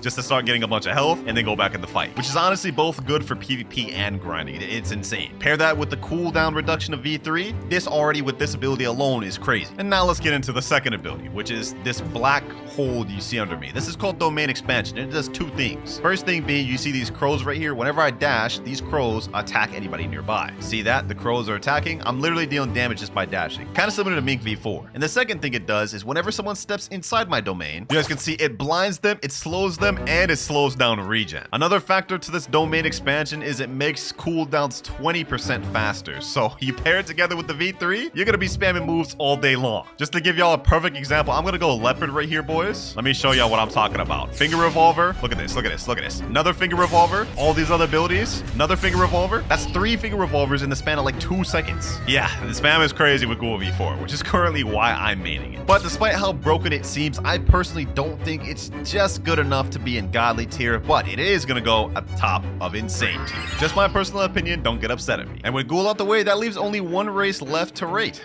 the Angel race. Let me go ahead and get my V4 bar real quick. Now, Angel V4, one of the most annoying races to deal with. Now, first off, we have Prince of the Skies, the first ability. And as you guys can see, this pose looks pretty fire. We get extra wings and everything. And y'all about to see what Prince of the Skies does. If you jump up and hold space, we can levitate in the air freely if we want. And also, if you jump higher and hold Q, we can glide down, fly up, and run around. This is why I said Angel is one of the most hated races in the game. Commonly in PvP servers, you'll see people do this, heal, and just run away. Now, the secondary ability of Angel is called King's Rule. You guys see this little aura on the ground beneath me? Well, when you go up to somebody, it brings them to their knees, stuns them, and slows their regen. Also deals a ton of damage. Look at that. So let me give you a realistic scenario right here. I'm just an Angel V4 chilling right here, right? Someone comes up to me, stuns me, thinking they're gonna start a combo, but I interrupt their combo instantly because my King's Rule stuns them, and I get an opportunity now to combo them back. This is why Angel V4 is so annoying to deal with. It pretty much negates any combo or fruit that forces you to have to be up in people's faces. And couple that with the fact that you could run away at any time and just swoop back in and combo them. Hey, this makes this easily one of the best races in the game, both for grinding and PvP, to be honest. So I mean, just look at this. Against bosses, you could just straight up stun them and just deal with them this way. It makes boss farming so easy. Look at this. He can't even do anything, bro. He can't even do anything. He gets stunned every second. Easy work. Easy work. Look at this. One of the strongest bosses in the game about to be dead in literal seconds with ease. Just like that. Now for Angel V4, it can't go anywhere else other than straight godly tier, and I'm actually going to put it above Cyborg V4. Now you could argue that Cyborg is better than Angel, but I feel like Angel is more consistent in 1v1s, whereas Cyborg is better for when there's a bunch of people. But this right here is the complete V4 list along with the complete V3 list. In my opinion, I'm putting Draco in first place, Angel in second place, and Cyborg in third. Comment down anything you may disagree with, but I personally feel like this is a pretty accurate tier list. Starting with combat. Now this is the only fighting style in the game that only has 2 moves, as you guys can see down here, and this is also the base default one that everybody starts with. So as you can imagine, it is probably not that good. Now in terms of how cool this fighting style is, it's not gonna get much points there either. As you guys see, the first move, quick tackle, it's yeah, that's a tackle. Doesn't really do much damage and also has like no mobility. And then next up we have ground smash, which doesn't have much range and also the damage is just kind of mediocre. Speaking of which, let's look at the damage on the M1s. Not very good. Keep in mind, I'm also not max level, but even if you were, it would be the lowest one in the game. So yeah, the fighting style is not very cool. I mean, like that,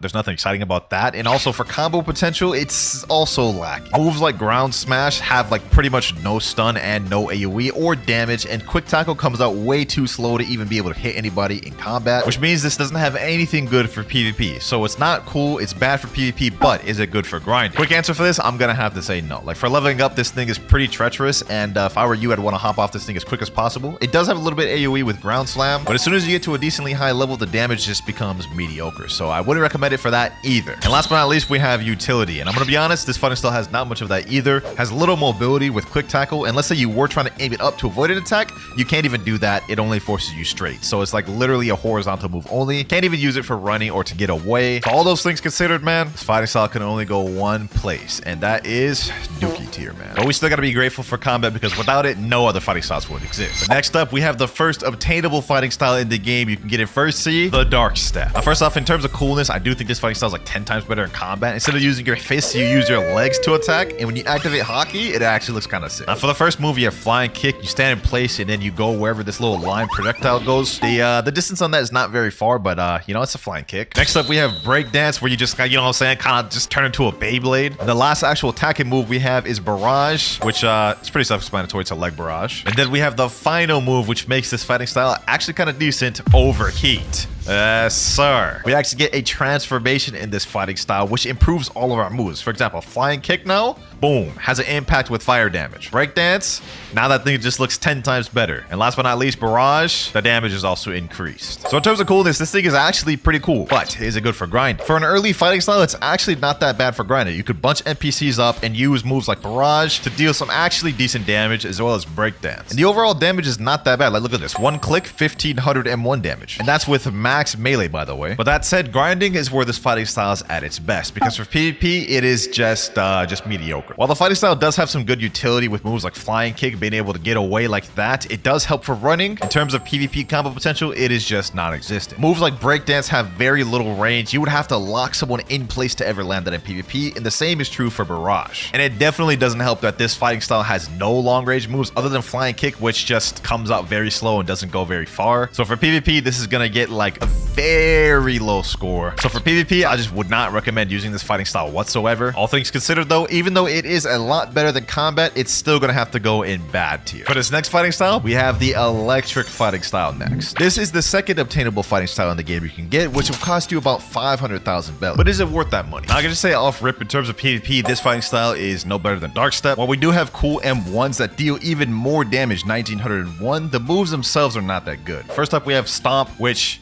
is a vertical only move. You're forced to go up and then go down. Next up, we have electrical tackle, which as you guys can see, it has literally no range. That is the maximum range this thing could go, which in terms of damage is also not that great. Last but not least though, we have the best move in the kit, electrical floor, which if you land can actually be good. As you guys can see, if you can get somebody locked in with that, it can be good for combo potential, but chances are you're never gonna land that. Now in terms of grinding, this is a bit better than Dark Step, I would say, simply because of this electrical floor. You can gather up the NPCs, do that, and the damage is not bad. Electric tackle damage is also not that bad. The only one I would say is the worst is Stomp, because it's literally a one-dimensional move. So for grinding, I would definitely put it on the same tier as Dark Step, maybe slightly even better. Now for utility purposes, this is gonna get way worse than Dark Step. No mobility whatsoever. Electric tackle has hardly any mobility, but at the very least you can aim it up to reach certain areas. Other than that though, for utility purposes, this style is only worth getting for one reason, and that is upgrading it to V2, similar to Dark Step. So yeah, some of y'all electric maids, if there's any of y'all out there, might be mad at this, but this is also going in bad tier, but I will put it above Dark Step. Now the last first sea fighting style is found in the underwater island, and it's actually kind of in a hidden area. So you have to go on the right side of this building, go behind this little tree, and you guys can go inside this building and talk to the water kung fu trainer. Similar to electric, this thing only has 3 different moves, the moves being steam charge fist, deadly shower, and heavy water punch. And I can say, just personally, in my opinion, this is the best first sea fighting style. Now in terms of M1 damage, this has the most. You guys can see 2007, so it's a pretty big jump above both Dark Step and electric. But aside from the damage, I would also say this has the coolest effects out of all the first sea fighting styles, in my opinion. Going through the moves real quick, we have steam charge fist, the first move, which is a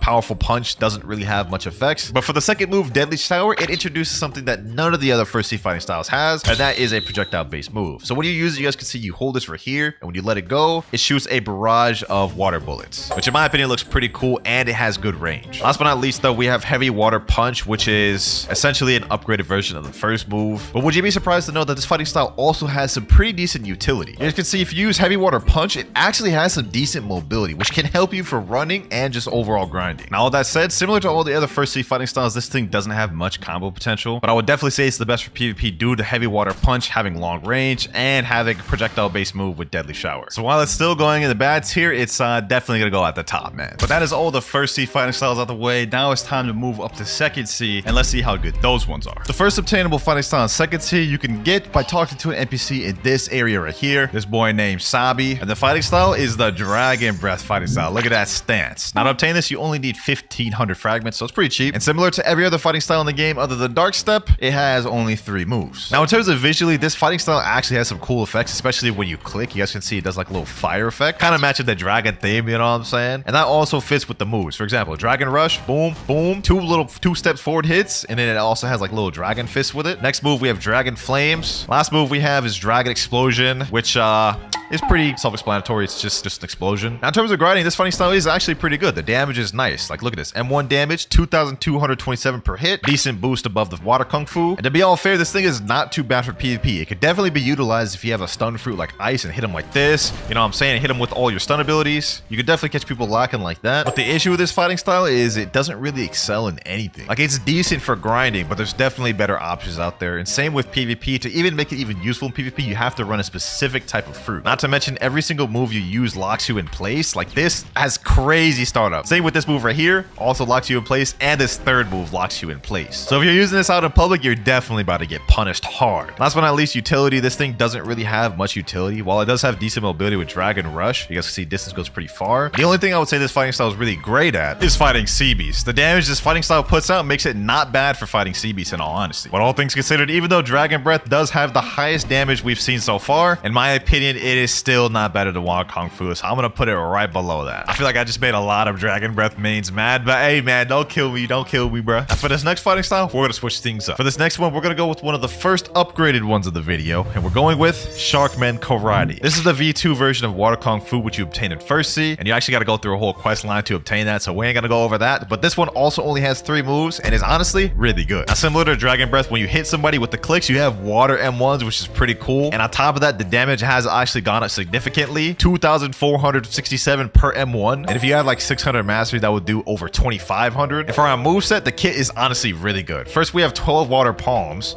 Basically, you lunge forward, do like 4,000 damage, and hit them with a barrage. I also want to point out that this thing is really good for mobility. Like if you use this in the air, you guys can see you go really far. So it has double use, combo starter, and you can use this to get away. Next up, we have Pressure Vortex, which similar to Water Kung Fu is a long range ability. You guys can see there, does a decent amount of damage. Last but not least, we have Great Sea Spear, which you pull in your opponent and slam them back out. Now, in terms of grinding, I must say this thing is very good. In fact, one of the better fighting styles for grinding, in my opinion. In terms of how it looks visually, it's not the best looking one in the game. I mean, the effects are kind of like mediocre a bit, but it's not bad either. But where this fighting style really excels is for PvP and combos. First of all the moves combo each other easily. For example, you can just do X into Z into C, which then you can use like any sword, like Spiky Trident, to combo afterwards and then just start a whole thing. I could have did pull straight into portal dash into a whole other combo. And that was something I just thought of straight off the dome. I don't even use this fighting style for real. Now, there really isn't much this fighting style can't do. It's just that some of the other fighting styles does what this does, except better. The damage on this thing is not the best, although it does have pretty speedy moves. You guys can see there. One of its main lacking points is going against runners. If you're going against someone who's just moving around a lot and spamming, it's going to be hard to land that C move. So you got to kind of predict pretty well. And also, this thing doesn't have a lot of versatility. Like, it's only really good with certain builds, whereas some of the other fighting styles are good with like tons of different builds. I personally think this is an underrated fighting style though, so for that, it's going to be the first one of the video. It's going in great tier, boys. With Sharkman Karate out the way, the next one we have is going to be at Winter Castle, and it's also another upgraded version of a previous fighting style. For this next one, we have the Death Step fighting style. Now, this is pretty much upgraded upon Dark Step in every single way. Similar to the previous one, we also still do have leg M1s, you know what I'm saying? Although I do want to point out that the clicks for Death Step do less damage than Sharkman Karate, doing only 2,230. Also similar to its First Sea counterpart, this has 4 moves as well, the last one being a transformation. Let's go and check out this first one though. Rocket Kick.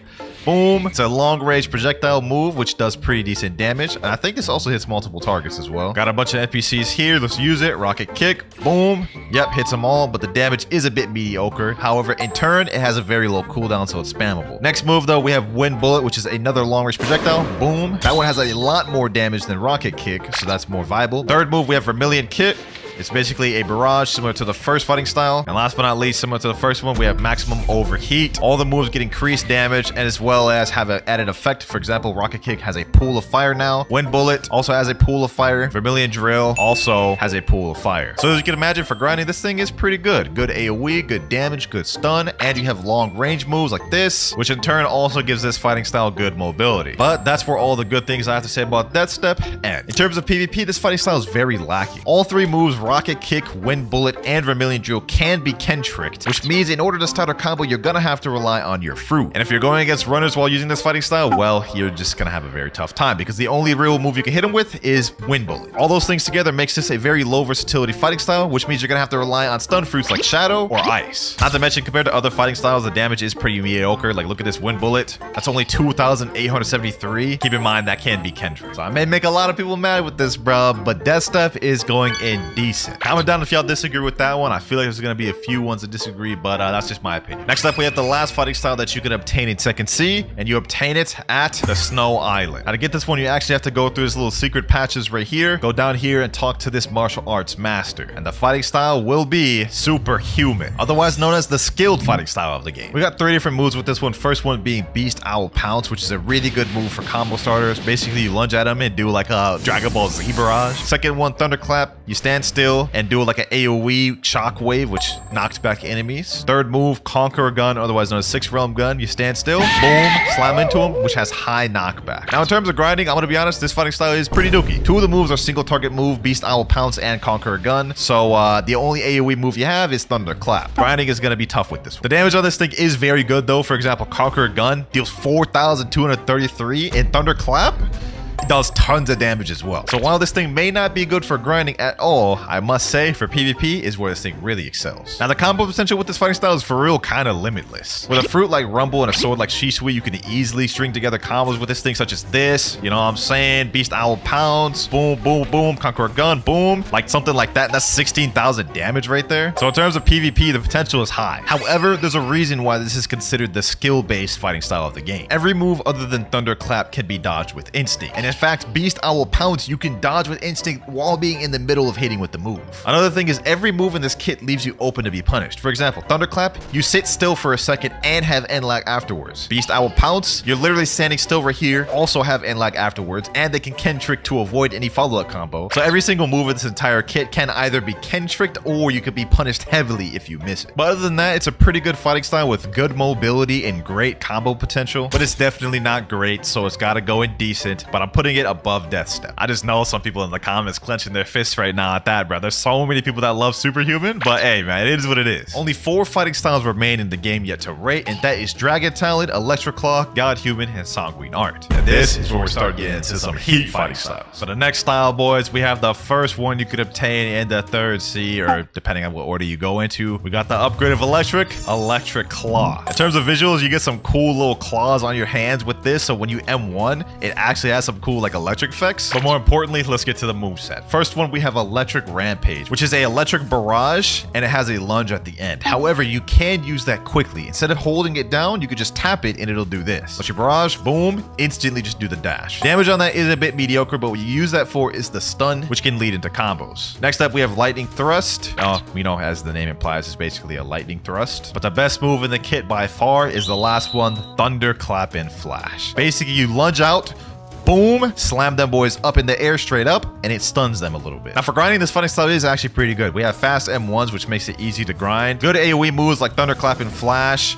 Good mobility as well, but where this fighting style exceeds most is PvP. When it comes to PvP, this fighting style literally has like endless combos. Almost every fruit in the game, I guarantee you could find a combo with Electric Claw. And just to show y'all I'm not joking, let me show y'all an electric combo with Control. So you start off with the Thunderclap and Flash, look up, use Echo Knife, then you pull out Curse Dual Katana, Slayer Goliath, hold Curse Dual Katana Z, boom, and then hand it off with a Gamma Rush. And that is a whole one-shot combo right there, boys. In almost every category in this game, Electric Claw has got you covered. Grinding, it's got that down. PvP, Thunderclap and Flash alone, the fact that how fast this comes out and the fact that it breaks Ken makes this brain dead. There's really only one thing you have to worry about when it comes to Electric Claw, and that is air campers. Both Lightning Thrust and Electric Rampage is very difficult to land in the air, and the one downside is that Thunderclap and Flash cannot be used in the air. It forces you to return to ground. So that's Electric Claw's one weakness, to be honest. Other than that, though, if you don't run into air campers, you probably have a good chance of winning. So all those things considered, man, it's gonna be the first one of the video, bro. A godly fighting style. Electric Claw is 100% godly for PvP, man. Yes, Admin Uzoth. The next fighting style we're going towards is the Dragon Talent. Now, this fighting style holds the title of most damage dealing in the game. This is also probably like the coolest visual effects in the game, and let me show you why. This first move is gonna explain it all. Talent Lighter, you lunge into them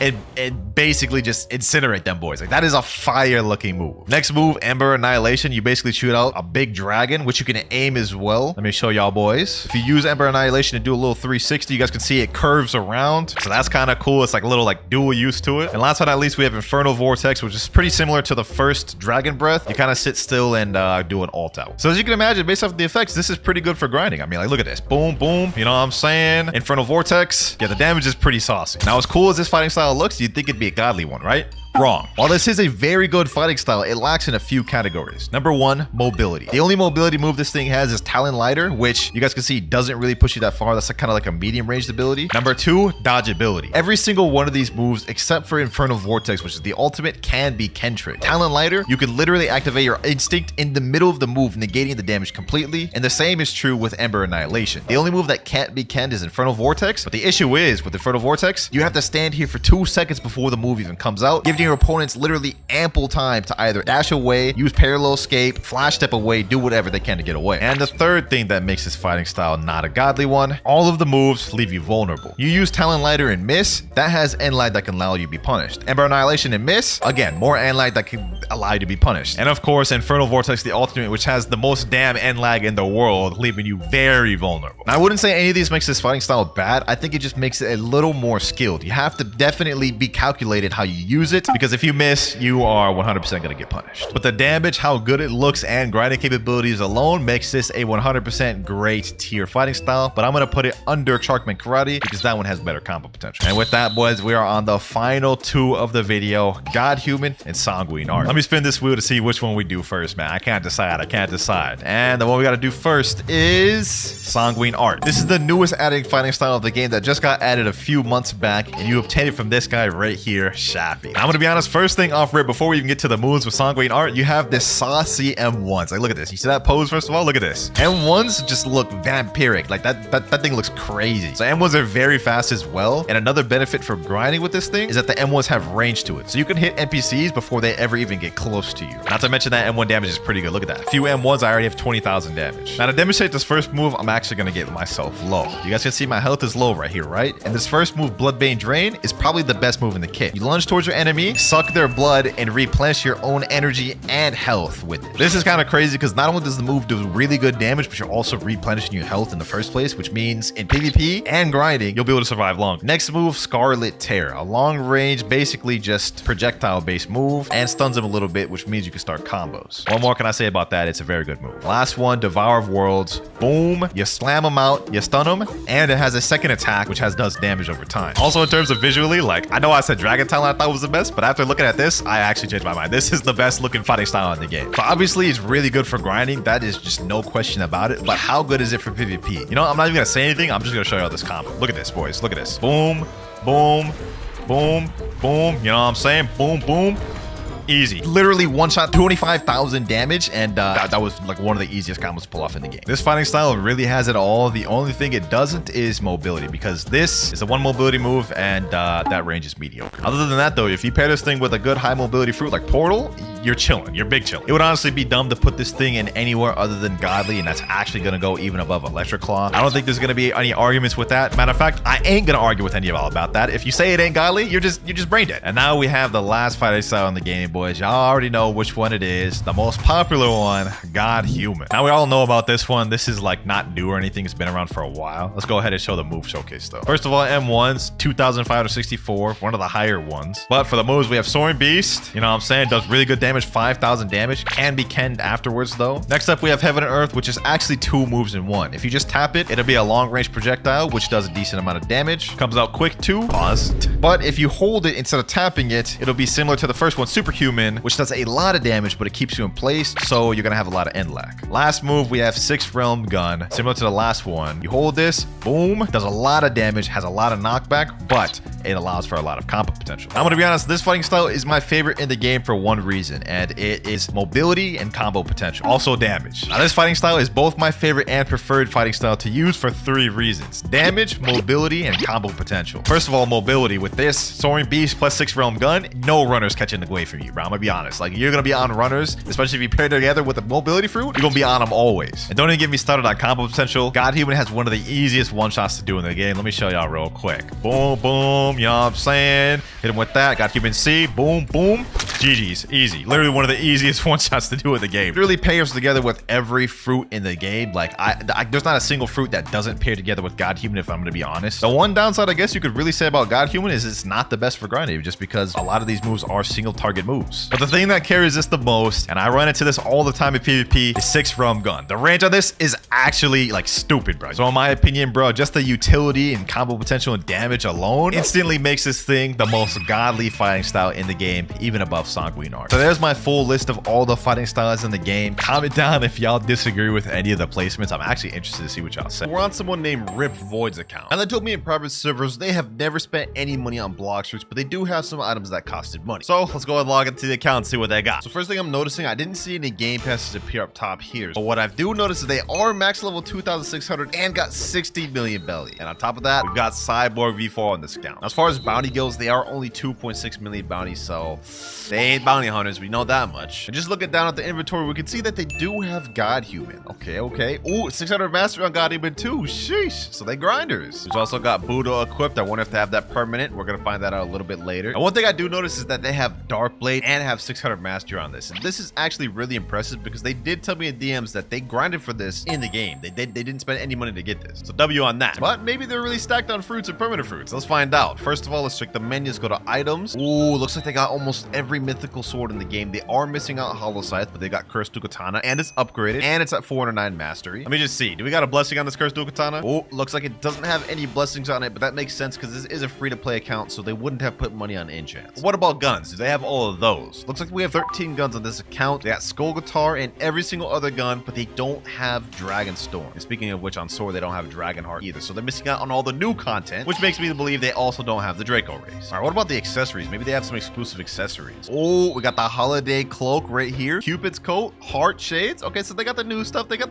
Not bad, not bad. But you know what? Forget all this. Let's get to the stuff you guys care about. The treasure inventory. Not bad, not bad. We got multiple mythical fruits right out the gate. Spirit Fruit, Control, Venom, Shadow, Doe, T-Rex. We got some high value ones in there. And more interesting, you see they have 4 controls, meaning they got 4 max storages. Very impressive that they grinded that as a free to play. Now, while they're missing out on some of the crazy high tier mythicals, they do have a solid, healthy balance of some decent mythicals. And last thing on this account, before we give it a rating, let's check out the permanents. I mean, do they even have any permanents in the game? They don't have permanent rocket. They don't have spin. They do have blade though. I feel like even most free to play accounts have permanent rocket and we don't see that here. So let's scroll down. Yeah, we're not seeing much. We're not seeing much of anything, boys. They don't even have permanent Buddha. That's an essential fruit right there that I did expect them to have, but they didn't. Do they even have any other ones other than Chop? And the answer is no. They have only one permanent fruit in the entire game, and it's Blade. Not bad for our first account to start off with. Not bad, but I also didn't see anything insane from it other than the fact that it's max level, has God Human and V4. So to start off with this video, we're going to give this account a 5.5. This one has a lot of things to improve on and things to obtain in the game, but it also was not bad. Now that account may not have been that crazy, but trust me, you're going to want to stick around to the end of the video because some of these accounts later on just might shock. But moving on for account number 2, we have my boy Shinra. He's one of the most OG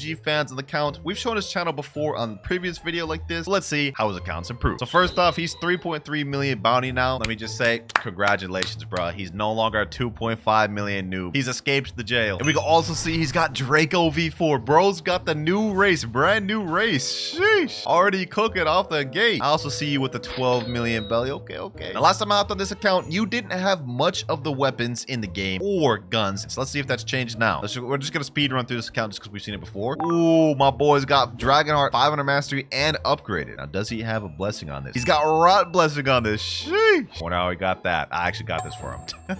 As for swords, he does have every single mythical sword in the game, from Cursed Katana all the way down to True Katana. And as far as mastery, CDK, he's got that 404 mastery, Dark Blade 292, Hollow Scythe 1 mastery. Okay, but he's slacking on the masteries. And the True Katana, you don't even got the final ability on True Katana. Oh my gosh, buddy, what are you doing, Shinra? Just grind it out. You're literally like halfway there. All right, you know what? Let me not judge. Let's see, how much total swords does he have? 31, brother. He has less swords than the previous account. Let's check out his permanent fruits before we check out his physical fruits. He's got permanent rocket, the staple every person has. Let's see, what else does he have? He's got none of these commons or uncommons. He does have diamond though. That's interesting. He's got diamond. Okay. I didn't expect that one. All right, let's scroll some more. He's got magma. I remember he won that in my tournament video. He's also got Buddha. So he's got the essential ones, including Portal, also essential. What else does he have? Okay, not many mythicals I'm seeing. He's got Yeti permanent. I also gave that to him. Kitsune permanent, also gave to him. Dragon permanent. Seems like he got all these permanents for me, bro. That's literally what just happened. But you know what? I'm not gonna hate on it. He has all the core essential permanents and core mythical permanents that you see typically throughout the game. Well, Shinra, so far your account has been pretty decent, but let's see if your physical fruits are even better. Let's go over to our treasure and we see, you got less mythicals than the other guy. Okay, we got Spirit, Shadow, 2 Mammoths, T-Rex, and Gravity. That said though, I think the last time I rated his account, I gave him like a 6.5 or something like that. I'm gonna bump him up to a 7 out of 10 for this because this is honestly pretty good. You could work with this, but it's far from being one of the best. You got a lot of work still to do, Shinra. Now it's time to move on to account number 3. Now, first things first, right off the gate, we can see this guy has pretty much every game pass in the game other than Fruit Notify. fire, which is a good sign. And we can also see that they have Shark V4 equipped right here. Sanguine art as well, which is also at 600 mastery. Sheesh. Why do they have the bomb fruit equipped though? What the heck? Another thing I'm noticing is that they are max level 2,600, but what is this money, bro? 2,300 belly. We can't even do a gacha if we wanted to. And as for bounty, we are only on 2.6 million bounty. But if we switch over to marine, we will see they're at 3.9 million bounty. Not bad. And you know what? For this account, we're going to try something a little different. We're going to go through the permanent fruits first. So I can see right off the gate, they don't have rocket, spin, or blade, or spring, or bomb, or smoke, or spike. Okay, so they literally have none of the commons. But we do have flame. Okay. Not bad, not bad. Flame's not a bad permanent fruit. I mean, this one is like 550 Robux, so that's kind of cool. Scrolling down a bit, we have nothing. We do have light though. Okay, okay. What else do they got? Buddha, Phoenix, Portal, Rumble. Now, Rumble permanent. That's my favorite fruit right there. That's my main fruit right there. I like that. I like that. They just get extra points for that. All right, hold on. Let me chill. What else they got? T-Rex. Okay, not bad. Doe, Shadow, Venom. We got a lot of these mythical fruits. Gas. We got a Leopard too. Yeah, damn. Yeti, Kitsune, Dragon, and Leopard. They got the 5 core mythicals. On top of having a bunch of other mythicals too. Okay, what a strong start with this account. We haven't even seen the physical swords, guns, or fruits. Now, one thing that he told me that I'm not really going to go into and verify, he said he has every race on this account V4. So this man put some grinding on this account. But looking at the swords, we got 39 swords in the game. This guy literally has every sword in the game. We got Dark Blade upgraded too. Hold on, let me see. Do we got any enchants on this? Okay, no enchants, but we do have it at 600 mastery. Let me see. Hold on. Vicento, 515 mastery. Saber, 230 mastery. This guy's a grinder. 400 mastery on Shizu, 255 mastery on Gravity Blade, 600 mastery on Dual Katana. We also got the new sword Dragonheart at 500 mastery. Buddy sword. Okay, doesn't look like we have any enchants on any of these. I mean, the only ones he had upgraded were these 4, and none of them had blessings. So far, all the accounts we've seen haven't had blessings, and this one is no different. But as for the rest of the swords, he has them all unlocked in the game, so that's pretty impressive. Now, as for guns, he only has 12, which means he's missing out on 2, and I can see that those are Dragonstorm and Bizarre Revolt. How you gonna have the new Dragonheart but not have Dragonstorm? All right, so far I've seen enough. Let's go ahead and just skim through this. Let's check his physical fruits. I mean, it can't be anything insane, right? 2 East Dragons? Okay, hold on,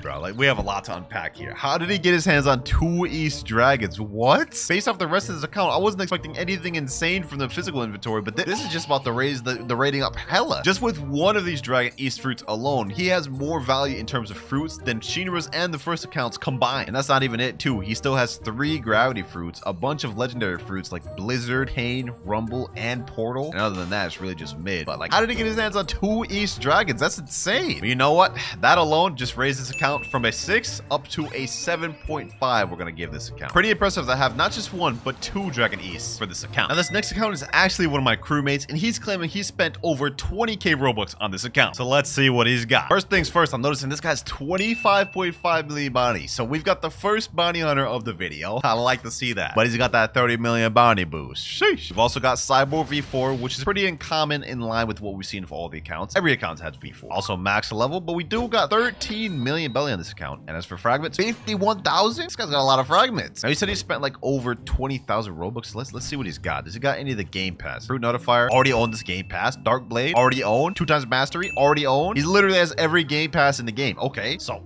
my bad for doubting you, bro. My bad for doubting you. Let's see, what else does he got? Since he's claimed he spent a lot of Robux, let's go ahead and just check his permanent fruits right out the gate. Rocket, Spin, Blade. He owns all 3 of those. He doesn't have any of the other comments, but he does have Flame, Ice, Dark, Light permanent, Magma, Buddha, Sound. Yo, this guy spent a lot of money. Both Portal, Rumble as well. And we got also a lot of the mythicals. He's got all 4 core mythicals. Leopard, Yeti, Kitsune, Dragon. Yeah, I see where a lot of this money's going. I can see it. I can see it. I like what I'm seeing so far. I like what I'm seeing. Let's check out that inventory. Okay. As for swords, he's got 38 swords, which means he's missing 1. And I believe it's Dragonheart. Yeah, he has every single sword in the game other than the brand new, which is fair. I mean, it just came out. It's still kind of hard to obtain. Every single one of his mythicals are upgraded. Are there blessings on any of them? Let's check Curse Dual Katana. No blessing on it, but it is 600 mastery. Okay, let's check out Dark Blade. Blessing on this one. No blessing on this, but this is also 600 mastery. Damn, is every single one of his mythicals 600 mastery? Let me check. Hollow Sight 600 mastery. True Chip Katana almost 600. Okay. Oh, he had me going there. He had me going there. No blessing on this one either. And as for True Chip Katana, also no blessing on this. And I also went through the rest of the swords on his account and found he has no blessings on any of them. Hey, for the amount of money you've spent on this account, I would have liked to seen some blessings, but I can see most of your money went into permanent fruit, which is fine. Let's see the guns though. Guns, we got 13. I'm assuming he has all of them except Dragonstorm. Yep, literally all of them. Now, so far, this account is a step above the rest. I mean, between the bounty boost and all the game passes and permanent fruits, this is the most expensive and grinded one. Let's see if this is also true for the fruits though. For treasures, he has 36. Let's see what he's got. 3, 2, 1, and yo, this is actually kind of crazy. 1 Dragon Dragon West fruit. He's got max 8 storages, 5 kitsunes, 2 leopards, 3 spirits, 7 controls, 4 gases, and a bunch of others. Nah, this is crazy. This guy's got a stack. This guy's got a stack. This is what I wanted to see earlier, bro. Sheesh. And we also got a bunch of legendaries too. 7 rumbles, 5 portals. Yo, this guy's stacked. And he's just got a 2x mastery game pass just chilling here. For what? Buddy's flexing us at this point. Hey, I think I've seen enough on this account, boys. I think I've seen enough on this account. This guy, he definitely spent some money on this. This is getting a straight 8.5 out of 10. W account. Now, next up, I got another one of my crewmates, Eric. He begged for his account to be in the video. Now, first things first, I just want to say we got our first 30 million bounty player of the video. Or almost. He's 29.9. He lost it. Now, my boy Eric has confirmed every race V4 and fully maxed out every race in the entire game. And he's currently got V4 cyborg equipped right now. It's pretty good. He's also level 2,600, but he's broke on money. I mean, only 270,000 belly and only 99 only 99 fragments. That's kind of impressive how low that is. Now, just to zoom through this one, he has all 38 swords in the game. Actually, he's missing one. I think it's Dark Dagger, but he's got basically almost every sword in the game. And I think he's even got some blessings on some. For example, Dragon Trident. I remember getting a blessing on this one. Yep, he's got a Rot blessing on this. Shark Anchor, if we go to Shark Anchor, he's got Frost blessing on this one and at 600 mastery. Crystal Katana, he's also got Frost blessing on this as well as 600 mastery. And Dark Blade, well, he's got not Dark Blade, but he's got 502 mastery on Dark Blades.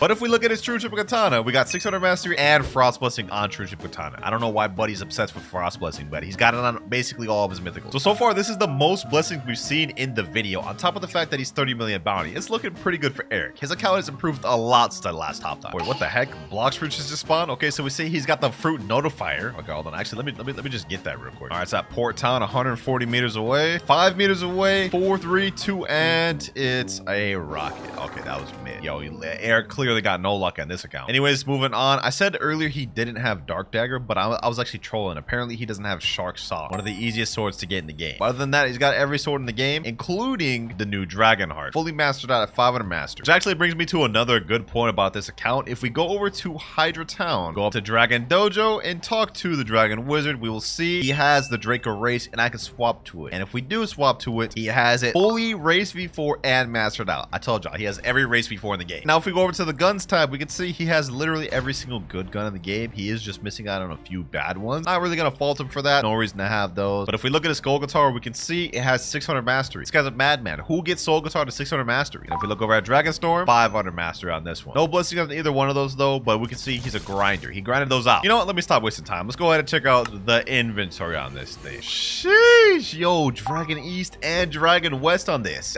What? Yo, Eric, when did you get your hands on this, buddy? You've been holding out on me. And on top of that, he's got 8 max storage right here. Okay, he's also got Leopard Fruit, Spirit, 4 controls. He's missing out on some of the other high tier ones. Hey, overall, this is not that bad of an inventory, bro. I mean, these 2 dragons alone make it like insane, not gonna lie. But are the permanent fruits as good? Let's find out. First off, he's got permanent rocket, he's got blade. After that, we got ice, dark, light. He's got a few of these. Magma, Buddha. He's also got sound. He's got portal, rumble. He's got a bunch of these permanents. Dough, gas, spirit. Yeah, damn. Yo, Eric, bro. You may just have a better account than the previous dude who spent like 20k Robux. I ain't gonna lie, we might have to give it to Eric, bro. The last account got an 8.5, but you got basically everything that previous account has on top of having more blessings and more bounty. So you know what? I'm gonna give this account an 8.7 out of 10. Eric, your account improved drastically since I last saw it. And if you're watching this, Eric, and wondering why didn't I just give you the 9, it's because, well, you don't have enough permanents, you need more blessings, and your physical inventory could use some more. That said, though, this is still a W. All right, next account, let's see what we got. We got someone named Robin. We can see they got 0 bounty on Marine, but let's see what they got on Pirate. 4.8 million bounty. Okay, not bad, not bad. Now, I just want to preface to say he did DM me saying he's only spent about 1.5k Robux on the game, and he is a mobile player, so his bounty's not that high. So considering he's a mobile player, I'm not going to be too harsh on him, but I am also not expecting anything super insane. But that said, the fact that he's got almost 5 million bounty on mobile is kind of crazy. I mean, I just did a video where I spent 24 hours on mobile. Make sure to click that. And I struggled a lot just to even get 10 kills. So congrats on you for getting almost 5 million. You know what? Let's break this account down. He's only got 148,000 belly, so man's kind of a little broke boy. And on top of that, he's got 2,700 fragments. And he's at least got more than Eric.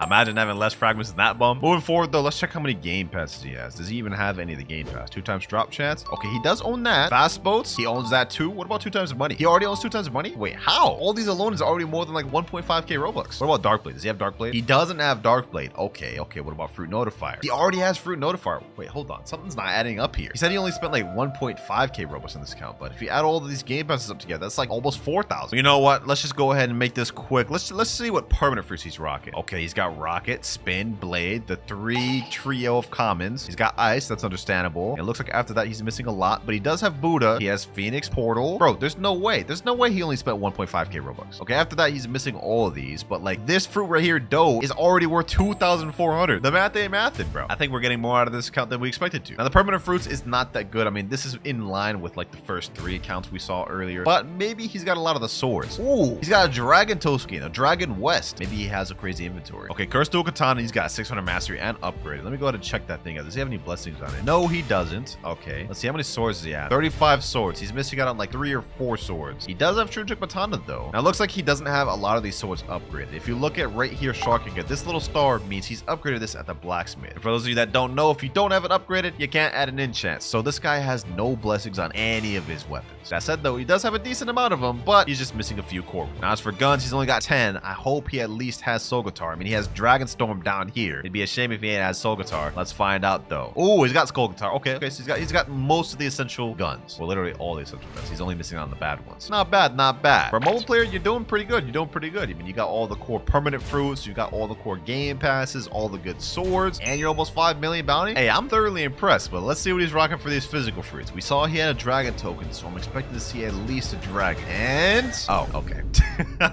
How you got a dragon token but don't got no dragon? He's got 2 controls, Doe and T-Rex. Okay, this is one of the more disappointing inventories we've seen throughout the video, but on the bright side, he's got 8 max storage. But I've seen everything I need to see. I'm gonna give this account a 6.5 out of 10. Definitely needs a little bit of work. Now boys, this next upcoming account we're about to log on has a supposed $800 value according to the owner. Let's see what he's got. This here is my crewmate's original Ice Babies account, and he claims he has $800 worth of stuff between the money he's spent and stuff he's been gifted. So first off, let's just do a quick little check. I mean, he better have every game pass in the game claiming something like that. Okay, yep, he's got that, he's got that, he's got that, he's got that, he's got every game pass. Makes sense. If he's making a claim like that, he better. You know what? Let's just check these permanent fruits. I mean, with an $800 supposed value, he's got to have close to all of them, right? Okay, rocket, spin, blade, bomb. He's missing out smoke, but that's just common. Okay, he's also missing sand, dark, diamond, light. He's missing a good amount of these uncommons. Yeah, he's missing a good amount of permanents. So I wonder where the money went then. He does have Kitsune and Dragon permanent. I remember gifting him this Kitsune. Yeah, he won that in a video of mine. Okay, so if he didn't spend his money all on permanent fruits, then it has to be probably either blessings or maybe fruit storages or something along those lines. We're about to find out. Let me just skim through this real quick. First of all, one thing he wanted me to check out was the mastery of all his mythical swords. So Crystal Katana, 600 mastery. Dark Blade, 600. Hollow Sight, 600. True Trip Katana, also 600. You know what? There's no way he has all the legendary 602. Let me check Bicento. 362. Yeah, okay. What about Buddy Sword? 401. Dark Dagger, 600 on Dark Dagger. Hold on. What else does he have on 600? Shark Anchor, 600. And it looks like after that, none of the other swords are 600. Hey, this man's a grinder, bro. He's got the most 600 mastery swords we've seen in the video so far. He's also got Skull Guitar 600 mastery for some reason.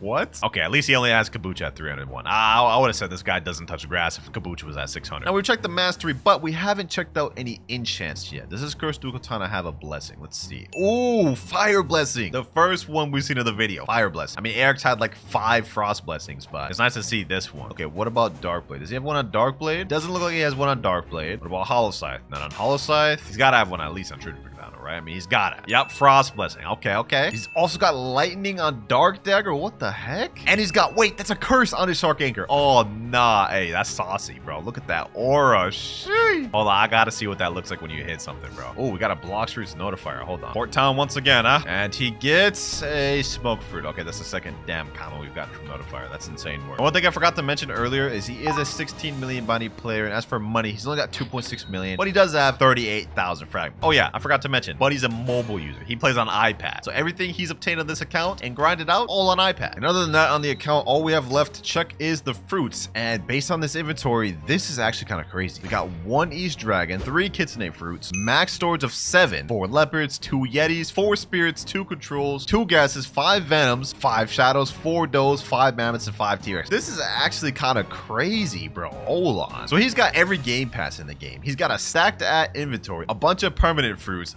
tons of swords at 600 mastery, and he's 16 million bounty. This account is pretty fire. This account is pretty fire. I can see where that $800 went to. That said, I'm going to give this account an 8.5 out of 10, being ever so slightly below Eric's. And the only reason being is that Eric's was 30 million bounty. He had slightly more permanent mythical fruits. Like, I think Eric had Spirit permanent. He also had Yeti and Leopard permanent, which Ice Baby's missing out on. Now, this next account is Trix HG. And in the DMs, they told me what was special about their account is they have a lot of money, all V4s, mostly all swords 600 mastery, and every material in the game is max. You know what? Let's not even look at this in a conventional way. Let me just go straight to items. Let's go to valuable. Then let's scroll down. Let's see this. Okay, he's got 44 green toad berries. What the heck? Look at all these damn berries. 95 metal scrap, 99 Yeti fur, 99 wood planks, 99 magma ore, 99 leather. Bro, he's literally got like most of these maxed out. 99 mythic droplets? What? Okay. Yo, this guy. Yo, there's something wrong with this guy, bro. There's something wrong with this guy for grinding all this out. He also said he's got almost every sword at 600 mastery. Let's just check that. Okay, Crystal Katana, obviously 600, 600, 600, 600 here. What the? Yo. It's still going. It's still. Bro. He even has Iron Mace to 600 mastery? Hold on. There's no way he has Cutlass 600 mastery. He has Twin Hooks 600 mastery. Cutlass? Okay, what about Dual Katana? He has literally every single sword in the game and all of them at 600 mastery. What is happening? Okay, hold on. Let's go to guns. There's no way guns are at 600. Okay, guns are at 300 and 547. Okay, yeah. Okay, yeah. So the guy, he's not that lifeless. He's not that lifeless to grind the guns out. But why does he have every single sword in the game at 600 mastery? Why? And I don't know if y'all noticed this yet, ladies and gentlemen. 202 million belly. Buddy, you only get a title for having 100 million. Well, you didn't even need to go that high. Like, what? But them fragments is kind of broke though. Only 1,800 fragments. Hey, get 100,000 fragments next time I log on this account. You know what? Let's just speed run through his fruits. I'm assuming he's probably gonna be something calm. Okay, yeah, this is not bad. This is not bad. We got Kitsune, Leopard. He's also got 4 max storage. Yeti, Spirit Control, Gas, Venom. Yeah, this is calm. This is calm. Nothing really super insane, but also not bad inventory either. I also just peeped he does have Dragon permanent because I see this Dragon E skin, and he also has the Eclipse Dragon skin. So this guy's got Dragon permanent. Maybe he's got a lot of permanents. Let's see. Oh. What the heck? Okay, so he's got a lot of these first permanents, but then he's also missing out a lot of these uncommons and rares. Okay, he has Buddha at least. He has Portal at least. He's got the essentials. He's missing out on a lot of them, but he does have a good amount of mythics though. Venom, Control, Gas, Spirit, Leopard, Yeti, Kitsune, Dragon. This guy's got like damn near all the permanent mythicals. Okay. What is this guy on a speed run to just 100% complete Blox or something, bro? Like, what is this? I just checked too. He does own every single game pass in here. It's interesting he put all this time into getting 600 mastery on every sword in the game, but is only at 2.6 million bounty. Is this his alt account right here? Trix HG2. That's funny, bro. That's funny. He's here just watching me. You know, let me talk to him. We say W accounts. He's saying, by the way, I got Draco. Sheesh, he's got Draco too? Damn, I didn't even notice that. He does have V4. He's got Cyborg V4. Now, you know what, ladies and gentlemen, despite the fact that his fruit inventory is not as impressive as the other ones, you gotta admit, the fact that he has every single sword at 600 mastery, I gotta give this a straight 9 out of 10. I mean, that's just straight grind right there, bro. First 9 out of 10 of the video. You put in work tricks, but also touch some grass, please. Now, coming down to account number 9, it's one you guys have seen me log on to plenty of times, but every time I do, he improves it drastically. And that is my boy Nutty's account. He has 24.4 million on Marine, but if we go on Pirate, it's straight 30 million. One of my strongest crewmates, Nutty. Let's check out his account. You know what, for this one, we're gonna speed run through it. Let's start off with his permanent fruits. Now, he's got basically every permanent fruit in the game almost. Like, I think he's only missing out on a few. Like, yeah, he's only missing out on Pain, Blizzard, and I think there's only one more he's missing out on, which is Gas. Other than that, he's got every permanent fruit in the game. That alone gotta make this close to a 10. Now, let's go to his swords. He's got 38 swords. He's missing one. It's Dragonheart. You know, it's new content. He's been slacking. Same with the guns. He's got 13. All he's missing is Dragonheart. Also slacking. You know what? We're not even gonna bother showing you guys anything else in the account. We're not gonna bother showing blessings or enchants or none of that. No, we're just gonna get straight to the fruit inventory, and y'all are about to see why. One thing you should know about my friend Nutty is he spends all of his time trading in Blox fruits. You guys are about to see the fruits of his labor. We go to treasure. You guys can see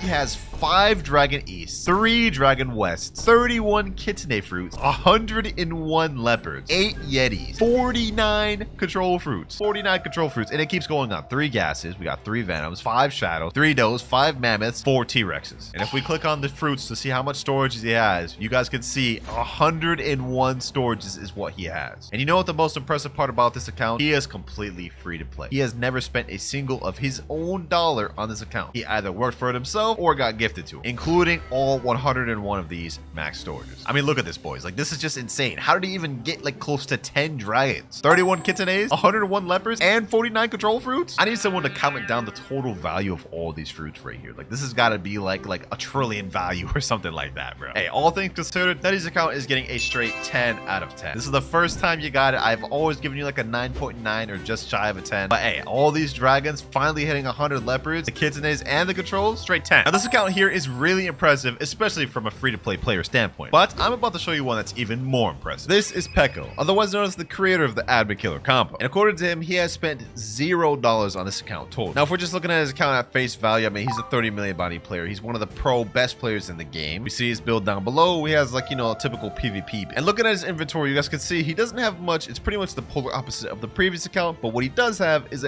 only mythicals. He's got max storage of 4. And if we look at his game passes, he's got basically every game pass in the game. Now, none of what I've shown is why this account is special, however, but we'll get into that in a moment. For now, let's go ahead and check out this title specialist. Now, first of all, if you look at chat, you guys can see he has YouTuber title, which is a exclusive title you can only get by having an admin give this to you. And if we go to the title specialist, we can see he is 155 out of 180 and even has exclusive titles such as Pirate King, Most Wanted, and even exclusive El Combo God title, which you can only get by defeating Fur999. But you know what, ladies and gentlemen, let's stop wasting time. Let's get into the thing you guys really want to see. This is a 100% free-to-play account. He has spent $0 on this account. And if we look at his permanent fruits, we can see he has every single permanent fruit in the game, not even missing one. And all of these he grinded as a free-to-play player, even permanent drag. Honestly, kind of insane. I can't even imagine the amount of time it took him to get every permanent fruit in the game as a free-to-play player. Whether that be through trading or just playing getting gifted, hey, you can't deny the work he's put in this account. But as for the ranking, I'm going to give this a 9.9 out of 10, and only because this inventory is a bit lacking. But hey, don't let that take away from the fact that this man managed to get every permanent fruit in the game as a free-to-play player. But that is all the accounts we have to rate of this video, ladies and gentlemen. Comment down which one you thought was the best. And if you made it this far in the video, I have a second channel that I just started up and uploaded the first video on. So if you want to check that out, make sure to click on it right here.